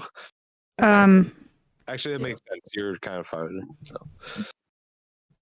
Well, with my what do you call it? Reliable talent, I can't roll anything under a 20. Oh, one of those again. Of course. Gotta love 25. that. 25. Great. Cool. You two, not Cooper. Cooper's busy. Not that Halford matters. Halford does pretty good. It was 14 for Halford. No, I still wouldn't say. Yeah, Grody for sure. You didn't see the one on top too well. But I mean, when it was right up on the deck, you would have seen. So all three of the Katoas have these big empty glass jars hanging from the side of them. Like the biggest pickle jar you can buy. Okay. That's weird. But yeah, just big empty jars hanging off the side of them. It is weird, considering their accoutrements and everything. It's odd that 3 of these people would just have 3 empty jars hanging off the side. Hey. But yeah, go ahead, Cooper. I am going to bonus action tell Manfred to run over to Grody. Okay. And he's going to cast. Yeah, he's gonna be like running at Grody with his hand out, like he's gonna touch you, and he's gonna. Oh, get away from me, you weird little fucking thing! Then he reaches around and touches your quiver and casts flaming arrows. Sorry, one more time. He reaches around. He reaches around you, Gives you a reach around and touches your quiver. And he makes me quiver. No. He made you Shiver and quit.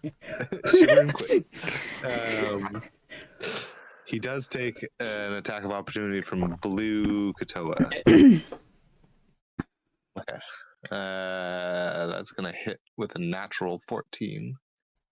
Yep. His AC was 13, eh? Yeah. Yes. It's just a bite attack, which is not great, but you know. Nom. No. Maximum damage, 6 damage. Oh snap! Shit hurts, man. Yeah, I gotta write that down. Bites one of his legs as he's running, but he shakes it off and keeps going. Over and casts flame arrows on his quiver. On his quiver, yeah. Sweet. Cool. Cool. Add 1d6 to each arrow. Cool. It's fire damage. Yeah. Okay. And now Cooper will. I guess he's in melee with Blue. With the blue eagle, yeah. Yeah. Okay, so he's gonna have to pull out a melee weapon. Got my rapier here. Boink. Boink. I'll pull out his needle, and I'm gonna take a swing at him. Takes the cork off the end. Yeah, 17. 17 to hit. 17, yeah, 17 will hit. Nice. And 6, 7, 8, 9 plus 4, 13 damage with the rapier. Okay. Nice. Starting to show some wear and tear. Not quite bloodied, but getting there. That rhymed. That will be my turn. Some wear and tear. He's not quite bloody, but he's almost there. Mom's spaghetti. That's your turn? Yeah. Okay. Quinn. All right. You pull your knee out of the floorboards. Yeah, I'm gonna stand up. Yeah. That's 15 feet of your movement. Mm-hmm. Whether I'm that's gonna. half or not. Yeah, it is 15. half anyway. Okay. I'm gonna attack this orange fucker in front of me. Okay. So you're up on the top. Yeah, is he within 15 feet of me? Oh, yeah, 15. Yeah. Yep. Yeah. Yep. I forgot. I can your attack cool him. Eldritch tattoo. Okay. Is that Eldritch Maul? Yeah. Go for it. It's 16 to hit. 16 hits. Cool.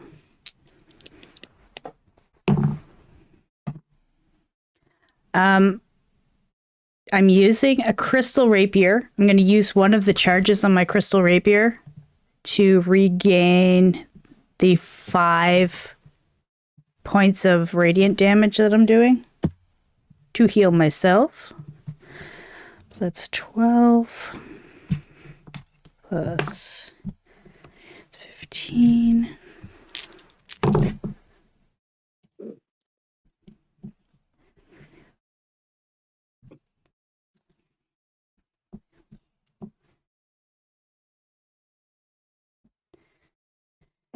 $41 points of damage. What? 5 of those are radiant. How? How? Oh, wait. Yeah, that's 2d8 for my rapier, a d4 Sneak attack on absolutely every attack. sneak attack, plus an extra d6 force damage with my Eldritch Maul. So 41 points. Overkill, but yeah. How do you want to do this? You glory stealer. Seriously, that was I my can't prey. reach the other one. I literally have no no fucking range weapons. So yeah, the weird inky tendrils or tentacles around my arms shoot out, are gonna grab the eagle and pull it into the end of my rapier. Oh, nice. Sweet. Okay. Dead. How do I do that thing? Markers. Dead. Unconscious. Yeah, leave that there because that is definitely That is a large difficult body. terrain. Yeah. Oh, but one of my favorite terrains is dead. So, fine. I can move That through it dead like body is nothing. my favorite terrain. Yes. The corpses of my enemies is one of my favorite Gloom terrains. Walker. All right. Is that your turn? I'm gonna use yeah. my bonus You better hope it action. is. My bonus action is gonna be to hide under the edge of this dead fucking seagull. Okay. Roll stealth. Hide under his wing. Yeah, that's a 25. Okay. Did you roll Bane on your attack? Mm-hmm. Okay. Yep. I rolled 17 and a 1 on Bane, so I just hit. You did. I did. Don't worry, I got my little D4 out here to remind me. Sufficiently hidden. Okay. Cal just sees this giant eagle fall. It's like, yeah, okay, fuck that. Going after this guy. Another 2 on him. Short swords. Come on, Hal. 2 natural 10s. He is Plus. Still might do it. the blue. No, he was on orange, so he does not have the buff to his AC. That will do it. Okay. Oof, not a great roll on the first one. That's 7. And the second, much better. Okay, so Hal just manages to slice the cheek of this guy with the first sword, and as he kind of like pulls back and grabs the side of his face, Hal jams his other short sword right into the bottom of the neck, Oh, and that Katoa slops off of his sword into the lifeboat. Nice. wicked. He's down. I did it! Yeah, you did it. Great Look- job, kid. Don't get cocky. Look for Quince again for approval. No Oh, fucking idea where God damn she it. is. Did anyone see it? He looks over to the homunculus, also gone. Fuck. Okay. Brings us to the Toas. That guy's still fucking too high up. Oh.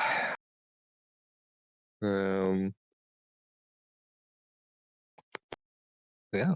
He can't do much. He's 50 feet up in the air. It's not going to be able to reach them. He is going to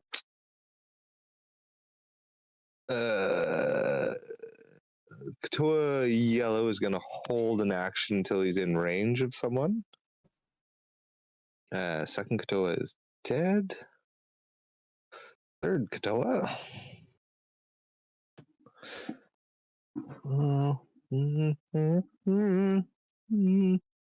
All the way over there. Oh, he'll use his bonus action to make another spiritual weapon attack. On you, Cooper.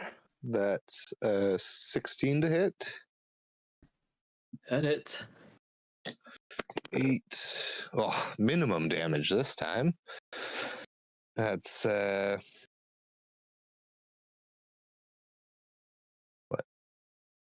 what? That's a what? What? What is it? That's a what? No, What could it be? 7 damage. 7? Yep. 7 Okay. force damage. And then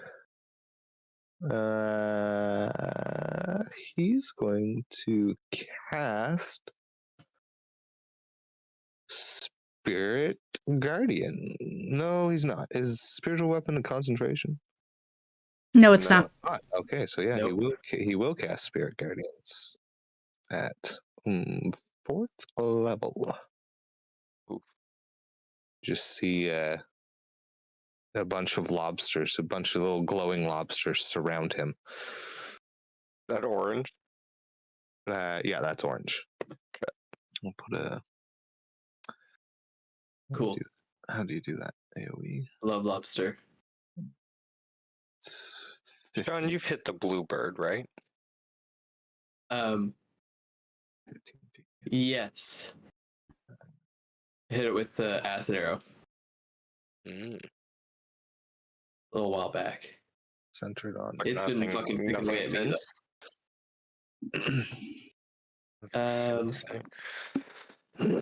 I poked with my rapier. Yeah, I did. Are you still large? Yes, I am still large. Okay. I think I get last for 10 minutes. Yeah, so yeah, the only two that haven't been hit are the Katoas, the remaining Katoas. Yellow and orange, right? Yeah.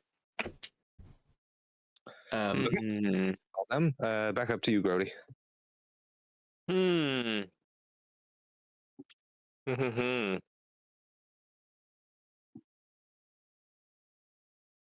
I'm going to. You can move your hunter's mark, I'm pretty sure. It's a bonus action. Oh. I'm just trying to decide who to move it to. I want to move it to the orange guy, and then like post up on the dead seagull's body and start taking shots at him. Yeah. Just because he's got that spiritual weapon up too. Grody. Yeah, I'm gonna do that actually. Okay.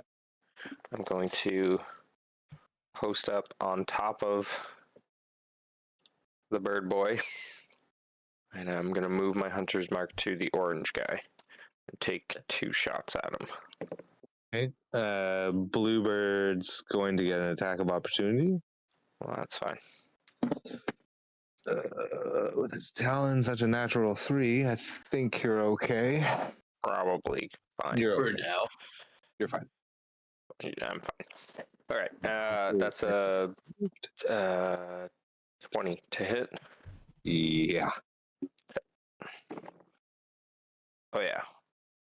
Oh yeah. Do you want it divided? Like piercing to fire to yada yada yada?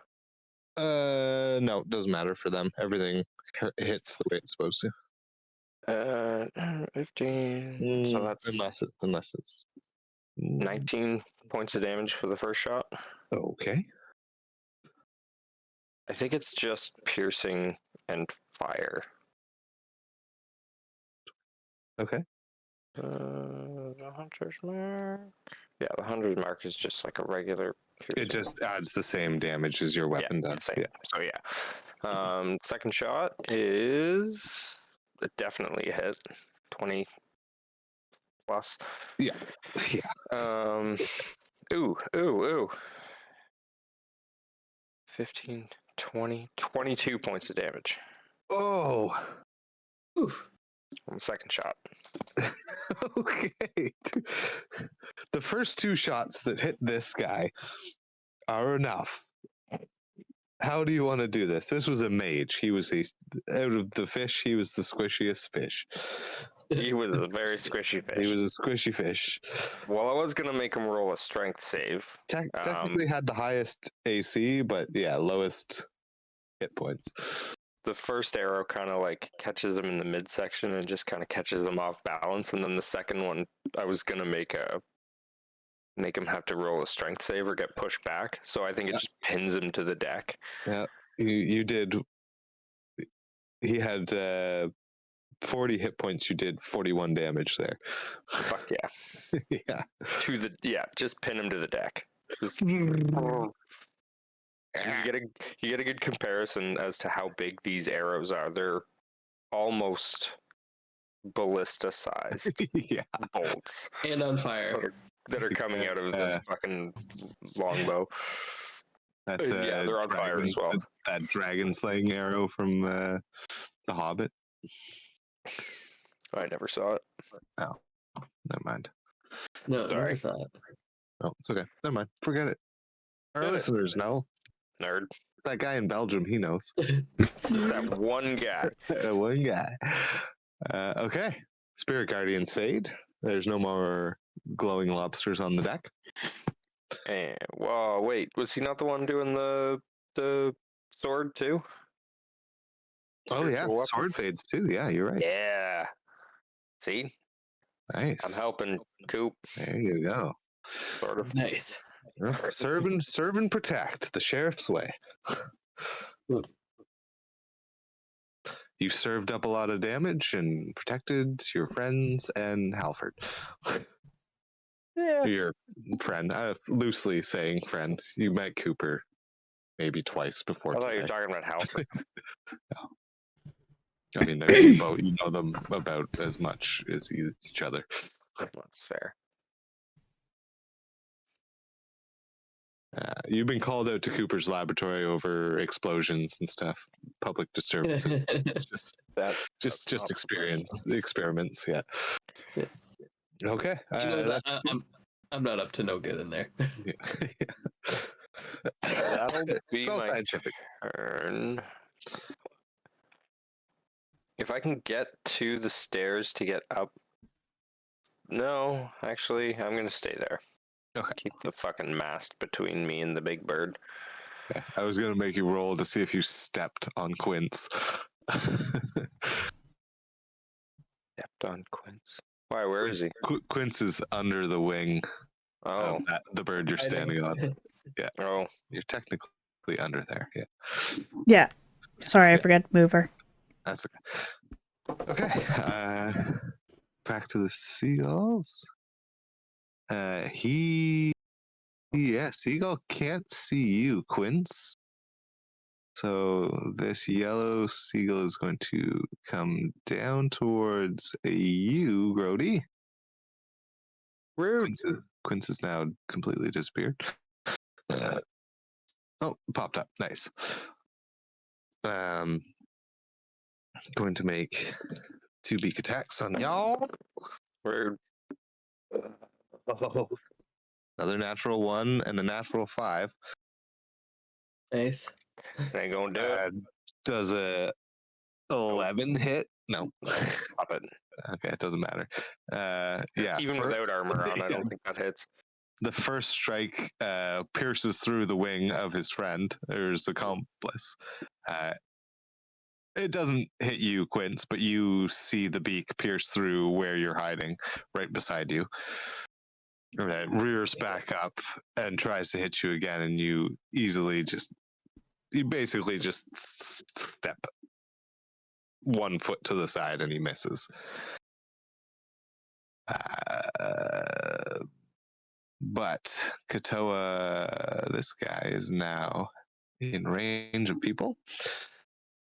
And he had a held action. I need a... What's that? Dex save? I need a dex save from you, Grody. Dexterity saving throw. 30 saving. You can add God. +4 to that, Ben. Flash of genius. How many times can you flash a genius? 3, I believe. Okay. So with my, you said 4? Yeah, add 4. Cool. So I get to add 12 to my roll. That's dumb. Oh shit. Like a 23. It's 20 yeah. something. As long as you rolled over 3, you're okay. Yeah. Okay. That's amazing. Kyle, I can use it 4 times. Okay, sweet. So yeah, this sacred flame just kind of doesn't sizzle the bird that you're standing on, but it just kind of hits the bird and spreads out over the dead body. I'm sorry. It was an 18. Does that? No, it's fine. No. Okay. Sorry. My brain. There's a line under it to show me that it's a 6, and I thought it was It was a a 9. 9. Yeah, no, not a huge spell save on these guys. Okay. I still did the math wrong though. That's embarrassing. That's all right. Yeah, it's Caldwell. I knew it was above 20. Yeah. It's really all that mattered. Okay. Blue Seagull is going to make a beak first. Natural 19 Oof. on you, Cooper. You have any healing spells there, Coop? 2. Yeah, I'm working on it. That's Okay, my next idea. 10 piercing damage. Okay. And then it's going to go for a Talon. That's a 14 to hit. Meets it, beats it, my friend. Oh, but you're large. I am large. Actually, no. I have to roll concentration to keep enlarged. Oh yeah, you're right. Roll And- two. You got to roll 2 now. So that was, oh wait, con save. I think you just have to beat 10. I don't think anything's been over 20. So 12 and 12. okay, so yeah, you're still big. So I'm going to make a strength check for him. What's your spell save? Never mind. He doesn't pick you up. Okay. You're too big. It's You're a 16, but okay. He rolled a natural 2 on his strength check. You just kind of get Beauty. you feel the talons pierce in, and then they try and lift, and it's just like 2 webbed feet like sliding up the side of your face, Oh, and then gross. off the top. It is going to hover right there above you, though, Okay. ready to make another series of attacks. Okay, that's them. It's now you, Cooper. I'm going to bonus action teleport 15 feet backward, Sure. like Okay. up the stairs. Up the stairs, yeah. Yep. He's bamfing. Yep. Up the stairs. Bamf. Okay. You're actually and up there, but yeah, that's called Boots of Winding Path, by the way. oh, nice, called- nice. Yeah, It's yeah. called So you bamfing. guys know. Bamping. Yeah. Boots of And bamping. then Boofs I of will I will cast Cure Wounds at 3rd level on myself, Yeah, there you go. Mhm. Not a bad You're up idea. or maybe 2nd level. Nope. No, yeah. No? No, yeah? Yeah, no. Holy shit, it's 4d8 at 2nd level. Yeah. They juiced up Ooh. healing, Yeah. which is Oh, great. yeah. New, Yeah. the new 20, healing spells are 2024. way better. Actually Guys. worth it to use. Mm-hmm. Holy shit. Okay, so that is 14. And then That's the only thing I'm allowing from the 2024 rules. It's the only thing that makes healing sense spells. that can like easily transfer because yeah, healing spells like 27. I'm sorry, like a 3rd level spell to do 3d8. Yeah. You could do like less than 10 Yeah. points of healing if you rolled really shitty. That's That's- really rough, man. That's Yeah, like that- basically why I made Balance of Kriyash so OP. Mhm. Yep. And then still totally. felt bad about it, so I took hit points away from the person casting it. Oh, your screen's okay, frozen so again. Oh, of course it is. um, Okay, so you heal up. So yep, so healed up, and because I didn't Oh, I look happier. bonus this action, because I didn't bonus action tell my homunculus to do something, he will automatically take the dodge action. Okay, so disadvantage on any There you attack go. on him. Yeah, that's my turn. Okay. Quince. Cool. Did this fish dude come off of the bird, or is he still on it? Still on top. Okay. I'm gonna attack the bird from underneath. Okay. From under the wing. Wing, advantage No, I can on this come out. attack. No. through the wing. From under the wing. Just kind of parts two feathers and It's 23 to hit. yeah. That's gonna be.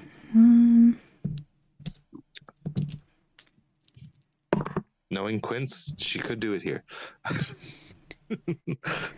Math. Not bloodied yet, but it could do it. Pause for math.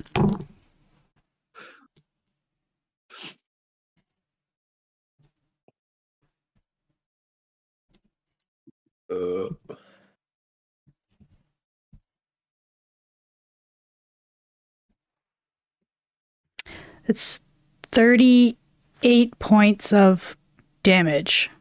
Do you need me to break it down for you? Jesus Christ. And then I'm gonna use another charge to heal myself 7 points. Okay. Close. Pretty damn close. Yeah, and that bird is looking ruffled. Bonus action, I'm gonna roll back underneath the wing.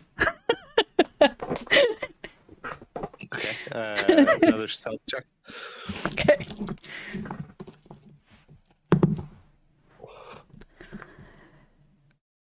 It's 22. Okay, so this bird gets hit for a massive amount of damage, looks down, and there's nothing that looks like it could have damaged it. Nothing but his own blood. As far as this bird knows, it was Grody that just hit him. I get it, yeah.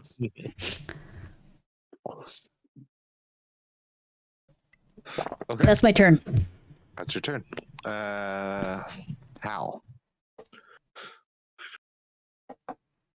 Hal's gonna dash over, and he's gonna make 2 attacks. He's gonna kind of run over, leap off of the little supports of that main mast right beside your homunculus. Try and drive both of his short swords into that seagull there. 16 and an 18. At disadvantage? Or is that 2 attacks? 2 attacks. On the homunculus? No, Hal is going to hit the eagle. Oh, sorry. He's running over toward. Beside my... Yeah. Gotcha. He kind of bounds. He puts one foot on the supports of that mast that the homunculus is on the other side of.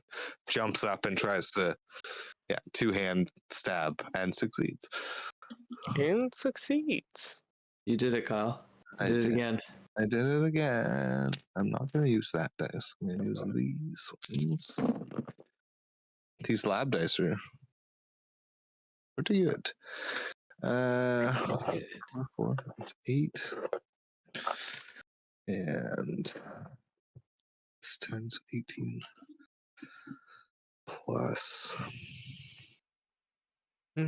So that's 24 points of damage to blue. God damn!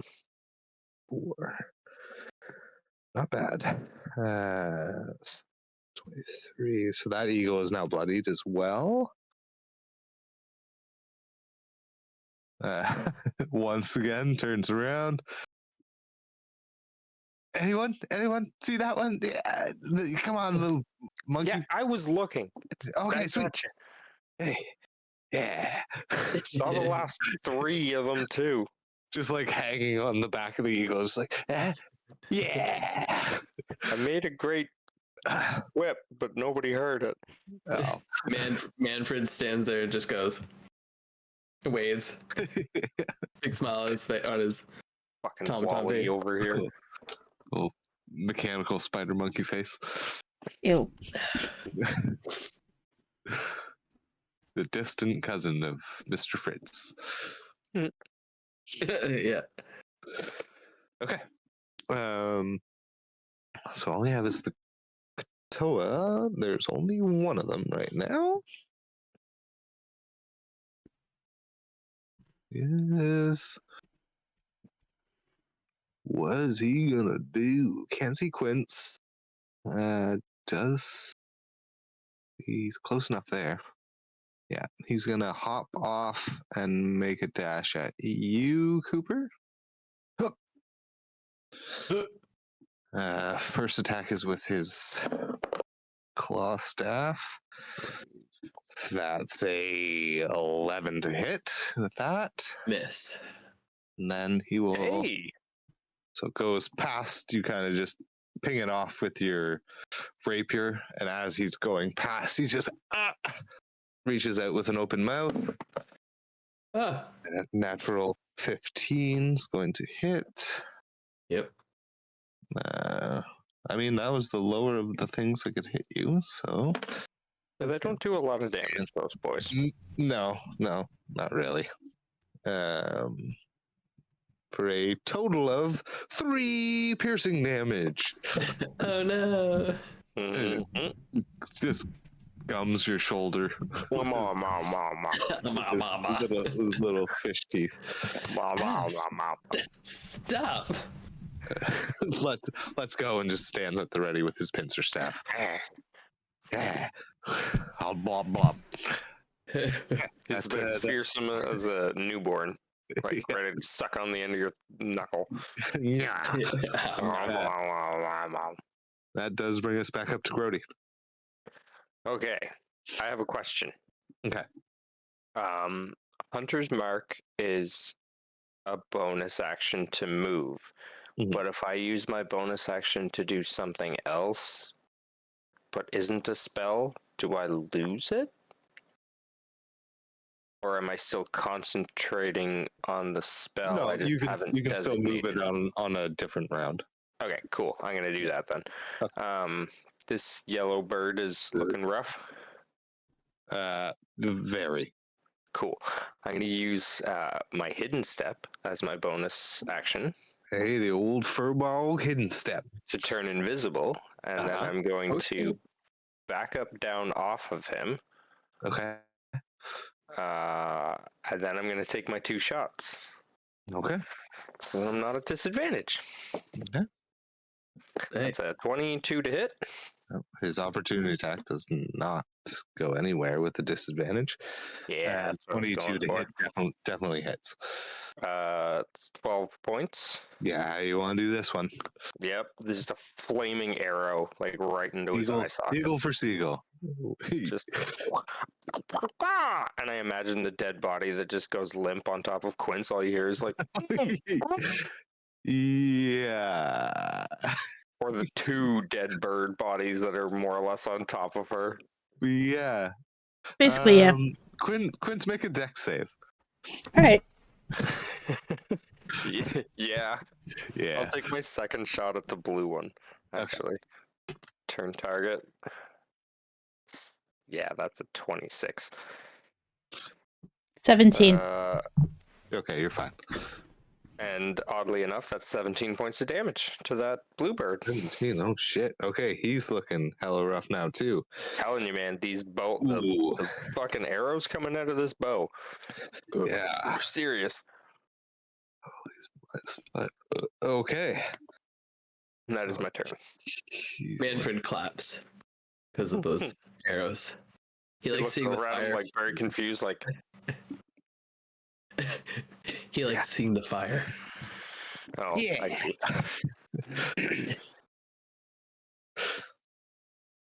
He likes that he helped.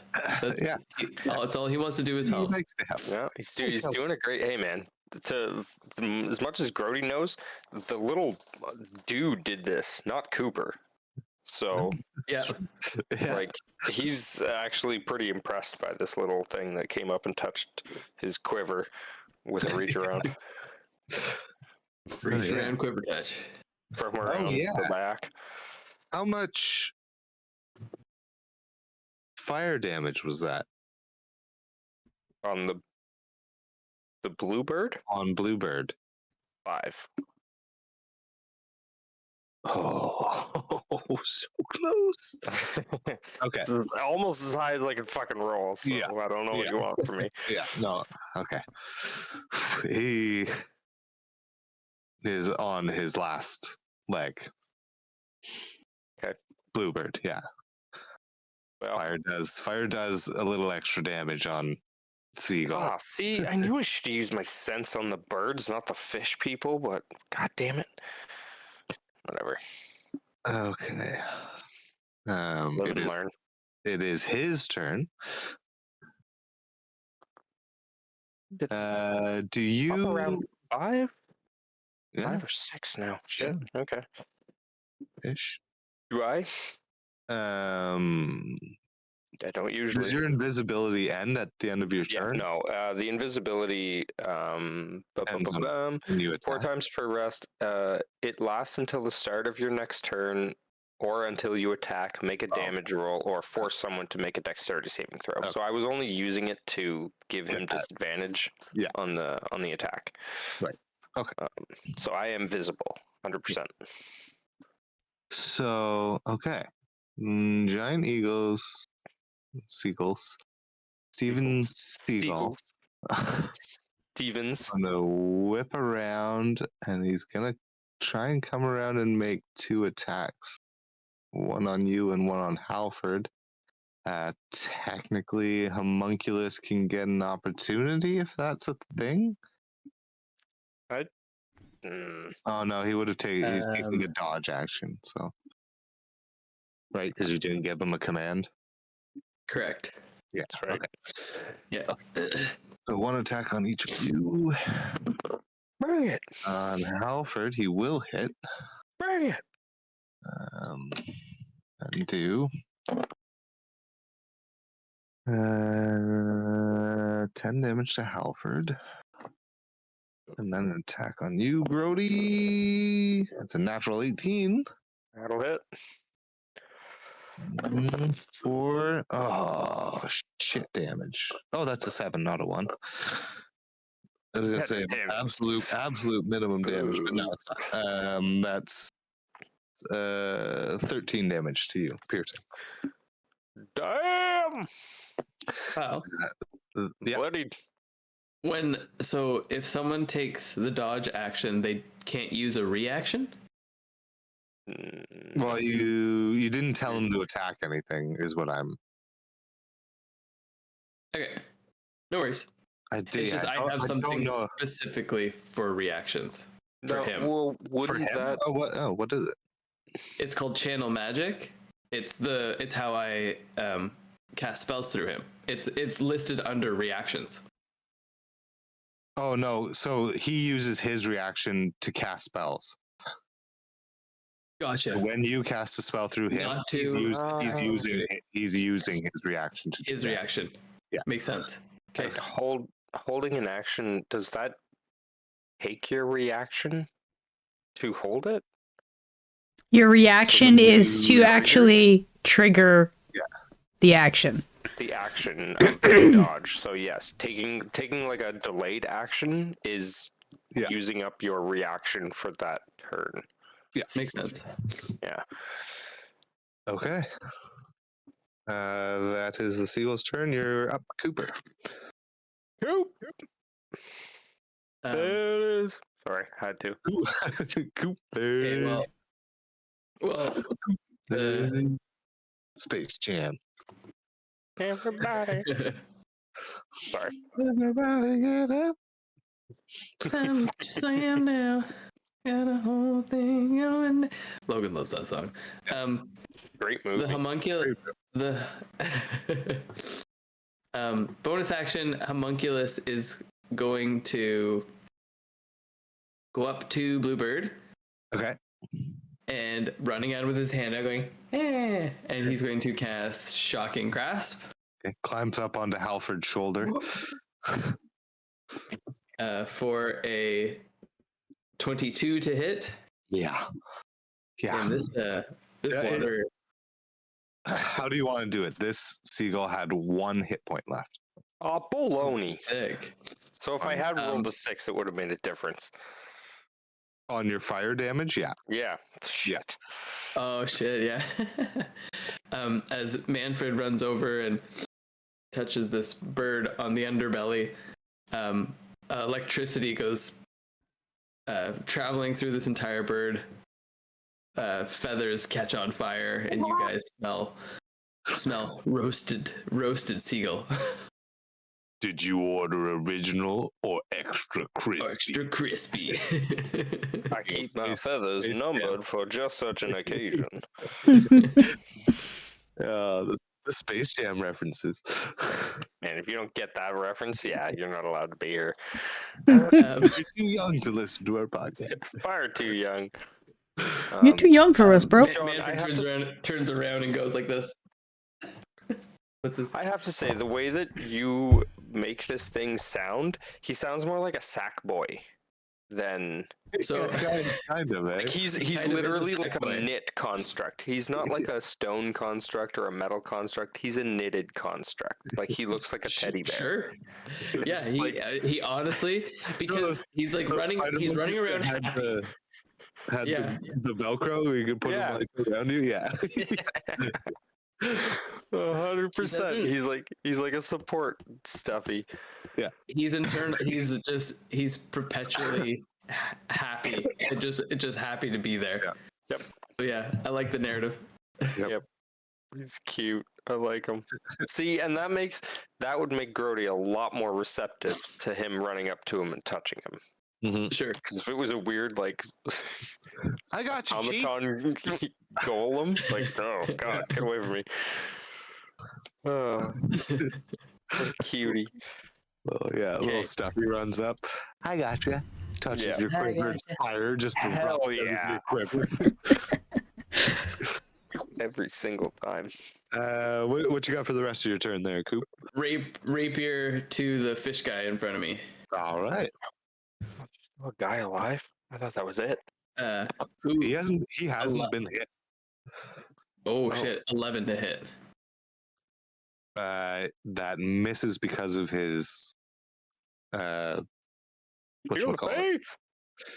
Shield of Faith. Okay, then That would have been his AC had he not been last night. okay. I guess I can't. Oh no, I've already used my bonus action. Never mind. Oh my god. Grody could not miss shooting at one of those.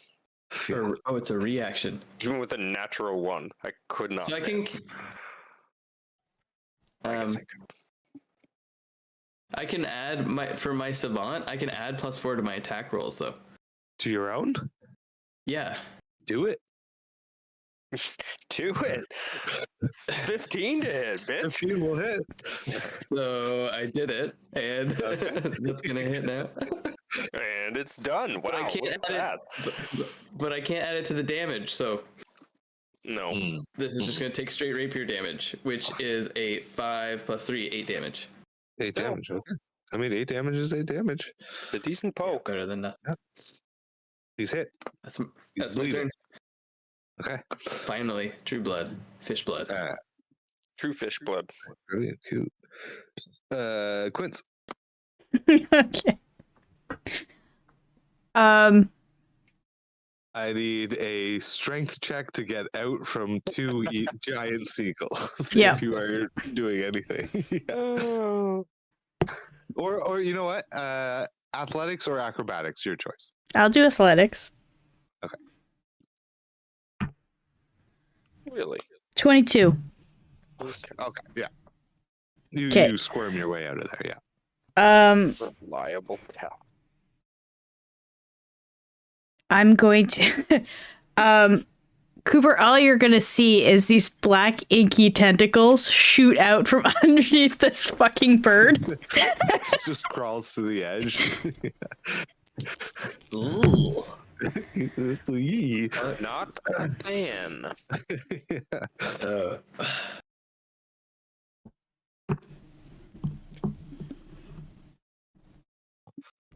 That's a dirty 20 to hit. Yeah. Prepare to be bloodied, Katoa. Was that with advantage? Yes. Minus my bane. Okay. Oh, actually, well, hold on. He's got a roll He took damage. Yeah. Yeah. Natural 18. You're still banned. Yeah. All right. Yep. You still hit him, though. So, yeah, go ahead. Add 27 points of damage. 27. Okay. Ugh. Now roll another concentration check for that one. Yeah, so he actually beat 13 on that one. Mm-hmm. Oh, which he does not. You are no longer baned. Hey. No con modifier there. Really? Squishy? No, there is a con modifier, but it's not enough. Hmm. It was 'Cause 11 total. Damn. So 27 damage. Oh, now I gotta get. No, Kyle, you don't need a calculator. Figure it out. That's 22. Do it in sections if that helps. Okay. He's looking rough. He's looking real rough now. Oh, now I gotta double check. No, you don't have to double check. Trust your math. Trust your math. If anything, I would have not taken enough off. Oh no, okay, It's I was fine. right. Karen Beck for the win. Accidents happen, man. I'm gonna use the momentum from these fucking tentacles to pull myself out. And So just you're pulling yourself instead of him? yeah, Okay, sweet. Nice. Nice and plan. that's my turn. Okay.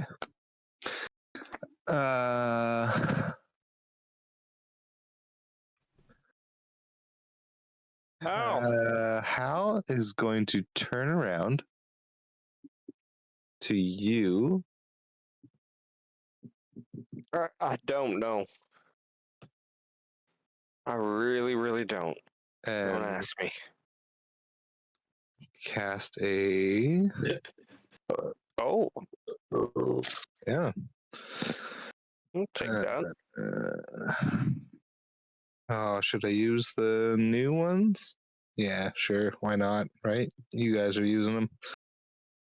I don't know. Oh, now I haven't even downloaded the new rules. Oh, they show up on D&D Beyond whether you like it or not. Yeah, I know, but if you look up the spell, you have to download it before. Increases by 2. First level is 2. 2. Wow. Yeah, first Okay. level is 2, second level is 4, third Yeah, level is shit. 6. It's fucking Yeah. worth it. It's Okay. huge. 8, so that's 13 plus 9. So 22 points back to you. Okay. Second level cure wounds. Yep. But see, like, that's a whole turn, and that feels worth it. Yeah. As a healer, like, that would... Yeah. I'd feel satisfied It's healing someone fucking 22 points. You see how 2d4 with barely a friggin' modifier. exactly. That's not worth a turn. Fucking you see sucks. Halford pull out this little necklace with roll a religion check. Just Who, me? Yeah. Oh, that's an 18, actually.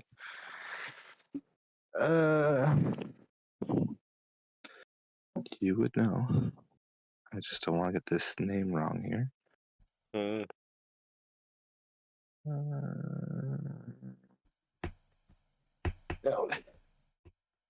Oh, cold fingers.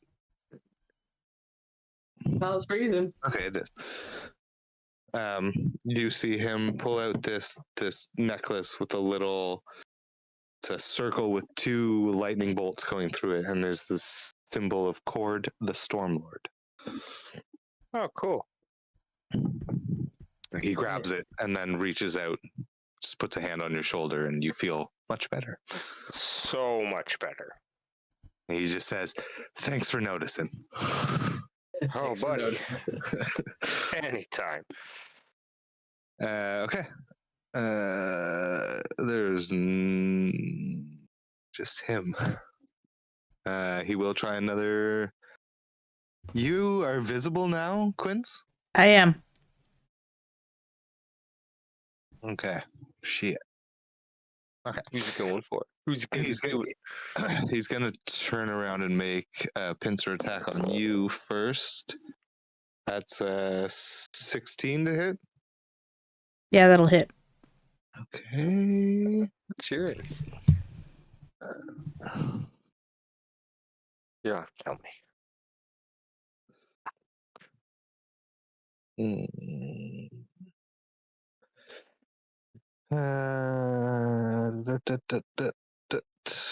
26. Minimum damage. So you do take 3 damage, and you are once again grappled. So he's kind of holding. He just reaches out, and these lobster claws on the end of his staff grab you by the throat, and he just kind of is wrangling you, and then reaches back real quick and tries to make a bite attack on you, Cooper. Ah, That's a 16 to hit you. that hits. Bam. Oh, For hit. a whopping D4 plus 2. That is Oh, correct. give it to me. 6 damage, maximum damage. Oh, okay. And that's his turn. All right. That brings us to Grody once again.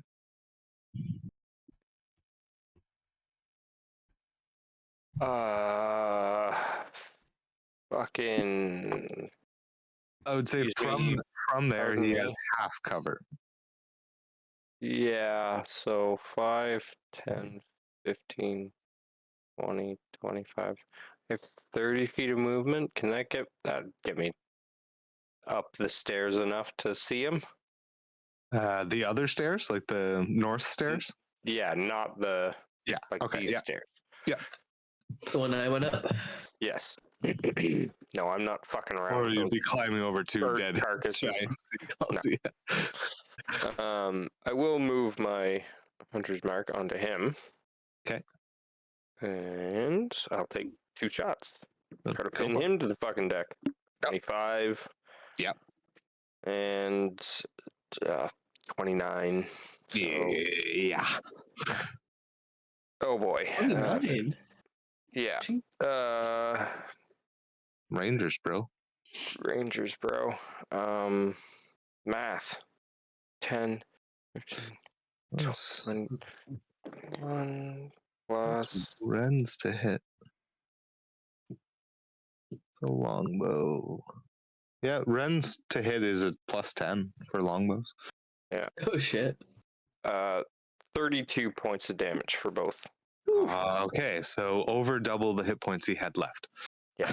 Awesome. Pinned to the deck with these 3.5 foot long saplings that he's firing out of his. They're not even arrows, man. They're just saplings that are sharpened. Just The push back, fletchings are just leaves. He's got Quince holding on. He just released Cooper's again now drooly shoulder from the second gumming on the other shoulder. Yeah. Looks over to you and just takes 2 bolts. Gets knocked back 10 feet, pinned to the floor, and Quince, you now have this little grapple staff hanging from your neck with no one holding onto it. Nice. Fuck yeah. It's 32. Yeah. That's He for had both. Yeah. 15 hit points. Yeah. Mm-hmm.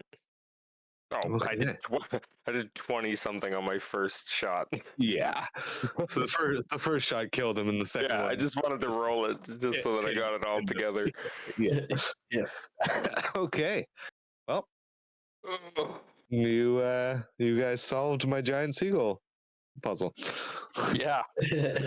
Fuck your seagulls. Bow to the face. And as per tradition, this is not going to be Not a a one. one shot. Never. If anything, this was it, it's then yes. Chrysanthemum's fault for rolling an 18. Yep. I'm sorry. I was like, look at me rolling over fucking 10 tonight. I can't actually guarantee any of the other ones would have gone that much faster, but No. this one had a bit more options for what they could do. So Potential. potential. Well, there is. I mean, had it been a 19 or a 20, it would have been worse and longer, probably. What would it have been? I can't tell you. Yes, you can. No, because you might have to make another roll No. on the next day. Where are you gonna play this next weekend? Just wrap it up. The morning, if you want to. No sense in dragging it out, right? Yeah, get it over with. Sure. Why don't you hurry up and kill us already? Jeez. Yeah. Well, I mean, waiting. this We was. did a pretty good job. Like, to be fair, We we did. were all well below. Well, I was bloodied. I don't know. I know you. I was were. beyond. I was beyond bloodied at bloody. one point. Yeah. So that's a pretty good thing. Being And- dropped 50 feet onto a deck kind of sucks. Yeah. Well, That would not have been fun. I mean, you could have taken a lot more damage for that. I could have, yeah. And this was also the warm up. yeah. Oh shit. See, Kyle, you can't give us a warm up anything in a one shot. Like, if you need a one shot, it needs to be. This There is was what you're doing. another do it. warm up that I Cut. shied away from. Yeah, Yeah. at Smart. the tavern. Yeah, It's very smart. yeah, We'd still be in the fucking tavern. yeah. You guys would be Kicking just getting Biff's onto the ass? ship right now. Yeah, exactly. We'd be leaving Trinket City. Yeah. I will say, I'll give you a little bit more before we shut her down here, though. Alright. What are you guys doing with these giant seagull bodies? First of all, And How do you full want are to the chum buckets? jumbo? I mean, one seagull would fill all of your chum buckets. Yuck. It's good I eating. think we're just gonna. I mean, one of them's pretty much cooked already. That's true. We'll chop up one Yeah, for the go chum and throw up. buckets and toss one overboard. Okay. Okay. Was there anything on the fish, boys? That's what I was gonna ask. The pickle jars. Well, each of them have a jar. Yeah, pickle Oh, jars. yeah, pickle jars. What's up with the pickle Oh, yeah. jars? Cast detect magic on the pickle jar. For real? For reals. Okay. All three pickle jars do shed magical light. I will cast Identify. Oh, Well, I was going to On- ask what school, but it doesn't matter. transmutation. okay. No, detect magic tells you that, but identify will tell you so much more. So if you're going to do that, then yeah, you're good. You're It's a good. first level spell. Why not? Yeah. Okay. All right. You do pick up transmutation from the detect magic. Cool.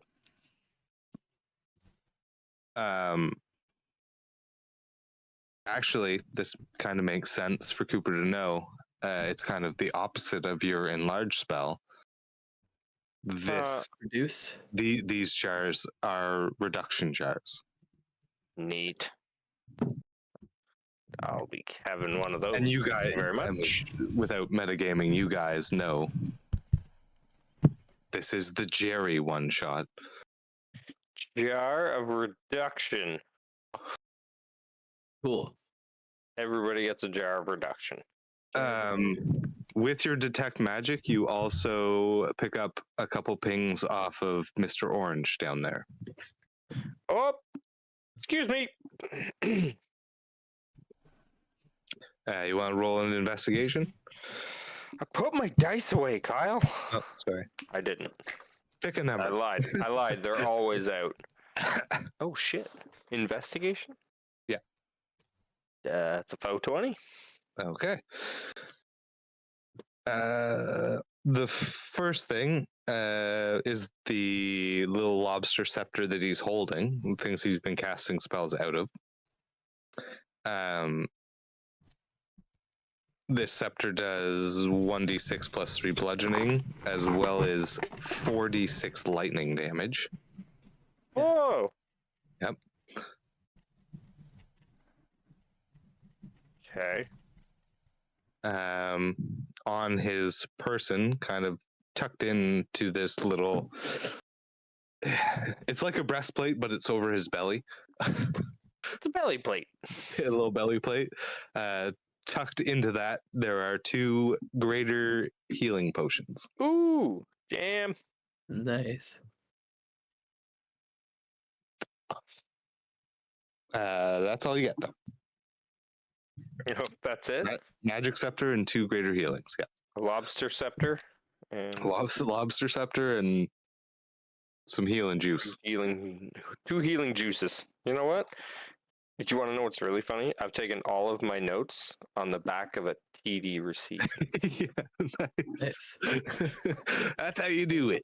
That's So how you do it for a folks. one shot. That's All how of you them, do it. including the glaive and the order of operation for the fight. Nice. Yeah. We'll just Well, hold on yeah, to you that. just get another receipt for next weekend. Yeah. Apparently.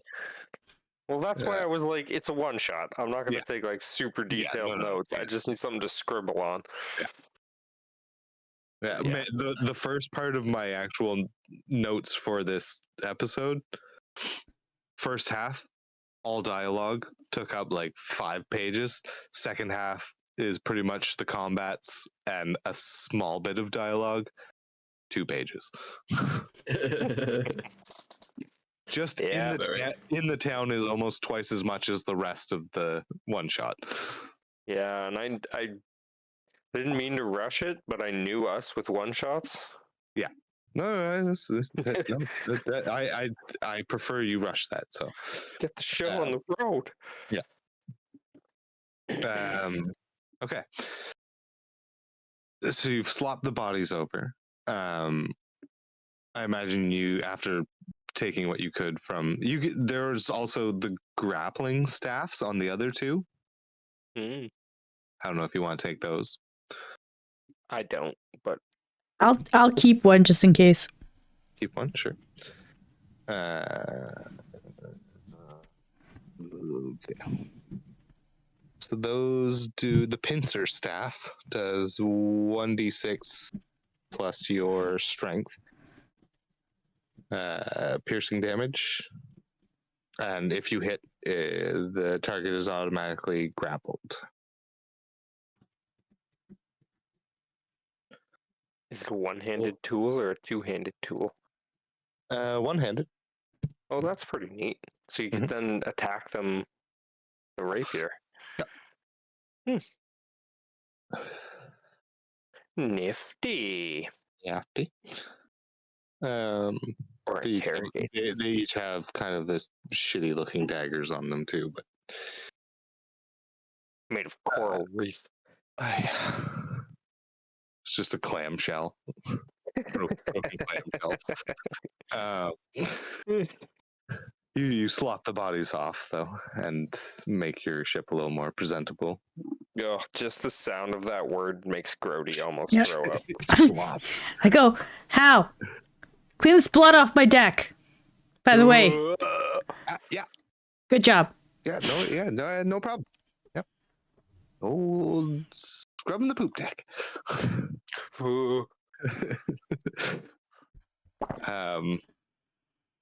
Quince, make another perception check.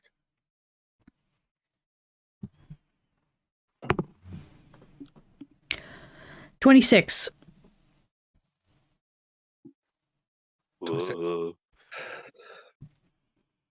Hear After Grody vomiting violently. some more chum for the water. Yeah.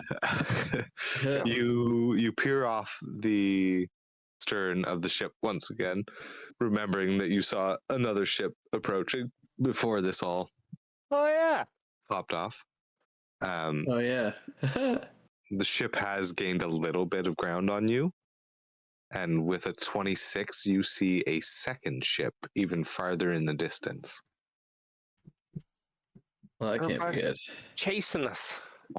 The closer ship I would say with a 26, you know the sails of your brother's ship. Oh, it's the Dorcas. It's the Dorcas. They are still a decent piece away from you, and your ship is fast. After this whole kerfuffle, they're not going to be gaining ground on you. They're not going to fall too far behind once you're hitting full speed and everything, but you know they are behind you. You can't tell what the other ship is right now, but you know at least your brother is trailing you. Son of a bitch. This will lead us into the night. Are you going to take shifts? I would say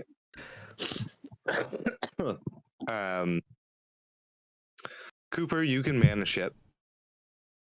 I don't think Grody has the nautical knowledge to handle the ship by himself. No. Okay.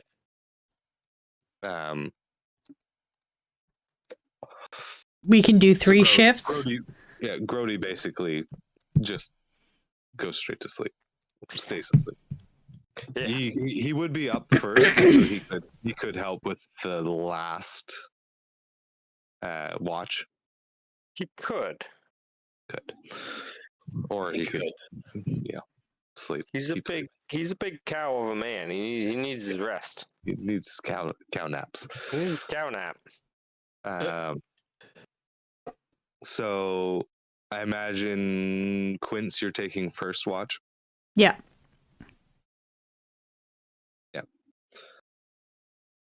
Okay. Advantage on perception from Hal, because Hal would stay up for your first watch as well. 27. 27? Okay. Peering back, you do gain a little ground on your brother. He kind of falls back a little bit. With 27, you kind of read the winds and you can kind of pick up on the best way. You know where you're going. You know where this Forbidden Glass Island is. Can I want to cast Gust of Wind into the sails. Okay. So we can gain some more. Little bit more. Sure. That's awesome. Poof. Okay. We'll make a little note of that. Poof.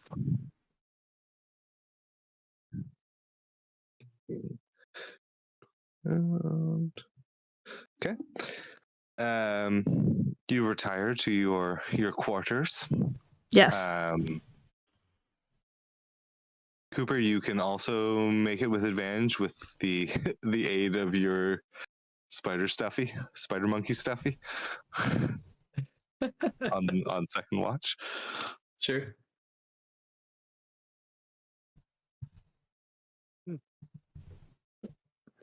I would say you started these shifts relatively early in the night because you know you would have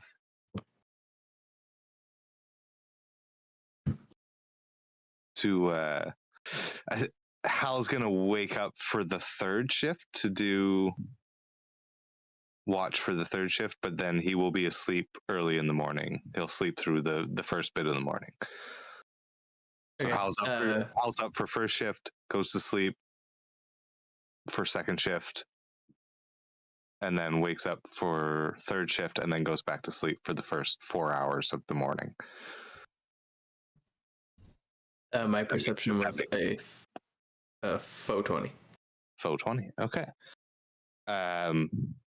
You can no longer see the ship that I imagine Quince pointed out at some point when you were switching shifts.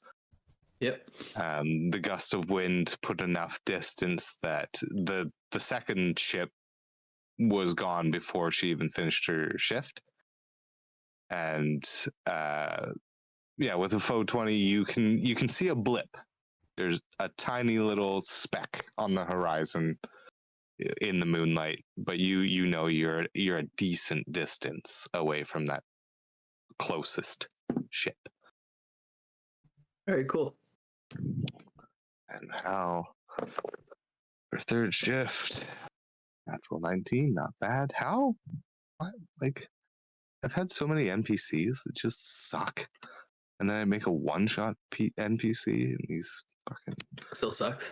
I'm gonna actually make Hal on a real character. Mm-hmm. And yeah, he knows the ship. He knows how to sail, so he maintains that distance from Oh shit. the second Hey, ship. Kyle. Yep. We must have hit the 2-hour mark because my thing stops recording at 2 hours. Bum. Mine's still going. It's We're entirely good. possible that it got everything up until about like 5. Yeah, and like it could have stopped like 5 minutes ago. Okay. So not a big deal. Chris is recording. We got that backup. Yeah, we can merge them too. We're doing a lot better than we used to. Back in the old PlayStation days. Yeah. Accurate. Okay. So early into the next morning, you are not quite there, but you are approaching some rather treacherous waters. So there's not reefs, but kind of jagged outcroppings. Every once in a while, you see these spires, almost like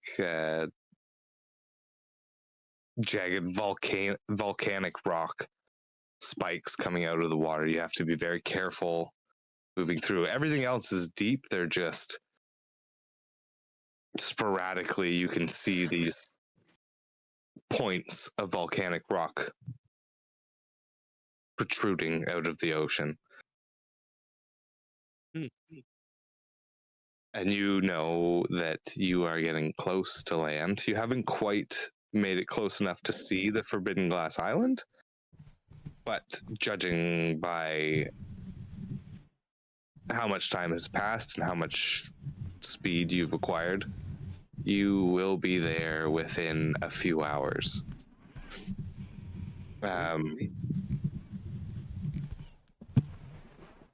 I'd say everyone's up except Hal right now, so all 3 of you, including roll perception for Manfred as well. Everyone roll perception.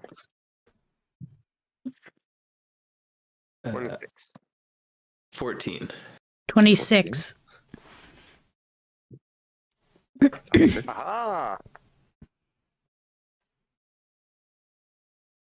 Grody? 26. Oh, okay, 2 26s. Okay. Mm-hmm. So Grody and Quince moving through these spires. I mean, you know your ship. It's not too hard to navigate through them. You see where it's protruding, there are shallower spots you need to avoid surrounding these spires, but they're spaced out enough that it's not too hard to get around. You don't lose too much speed there. But as you pass through these spires, you see something else. Floating, bobbing on the tops of the waters. They look like spiky depth charges. Oh shit. And as you pass the first one, these are gigantic. I'm talking like half the size of your ship sea urchins. Oh shit. Black as night with purple tips on each spike. And that's where we'll pick up next episode. Nice. Awesome. Say goodnight, everybody. Good, everybody. Bye.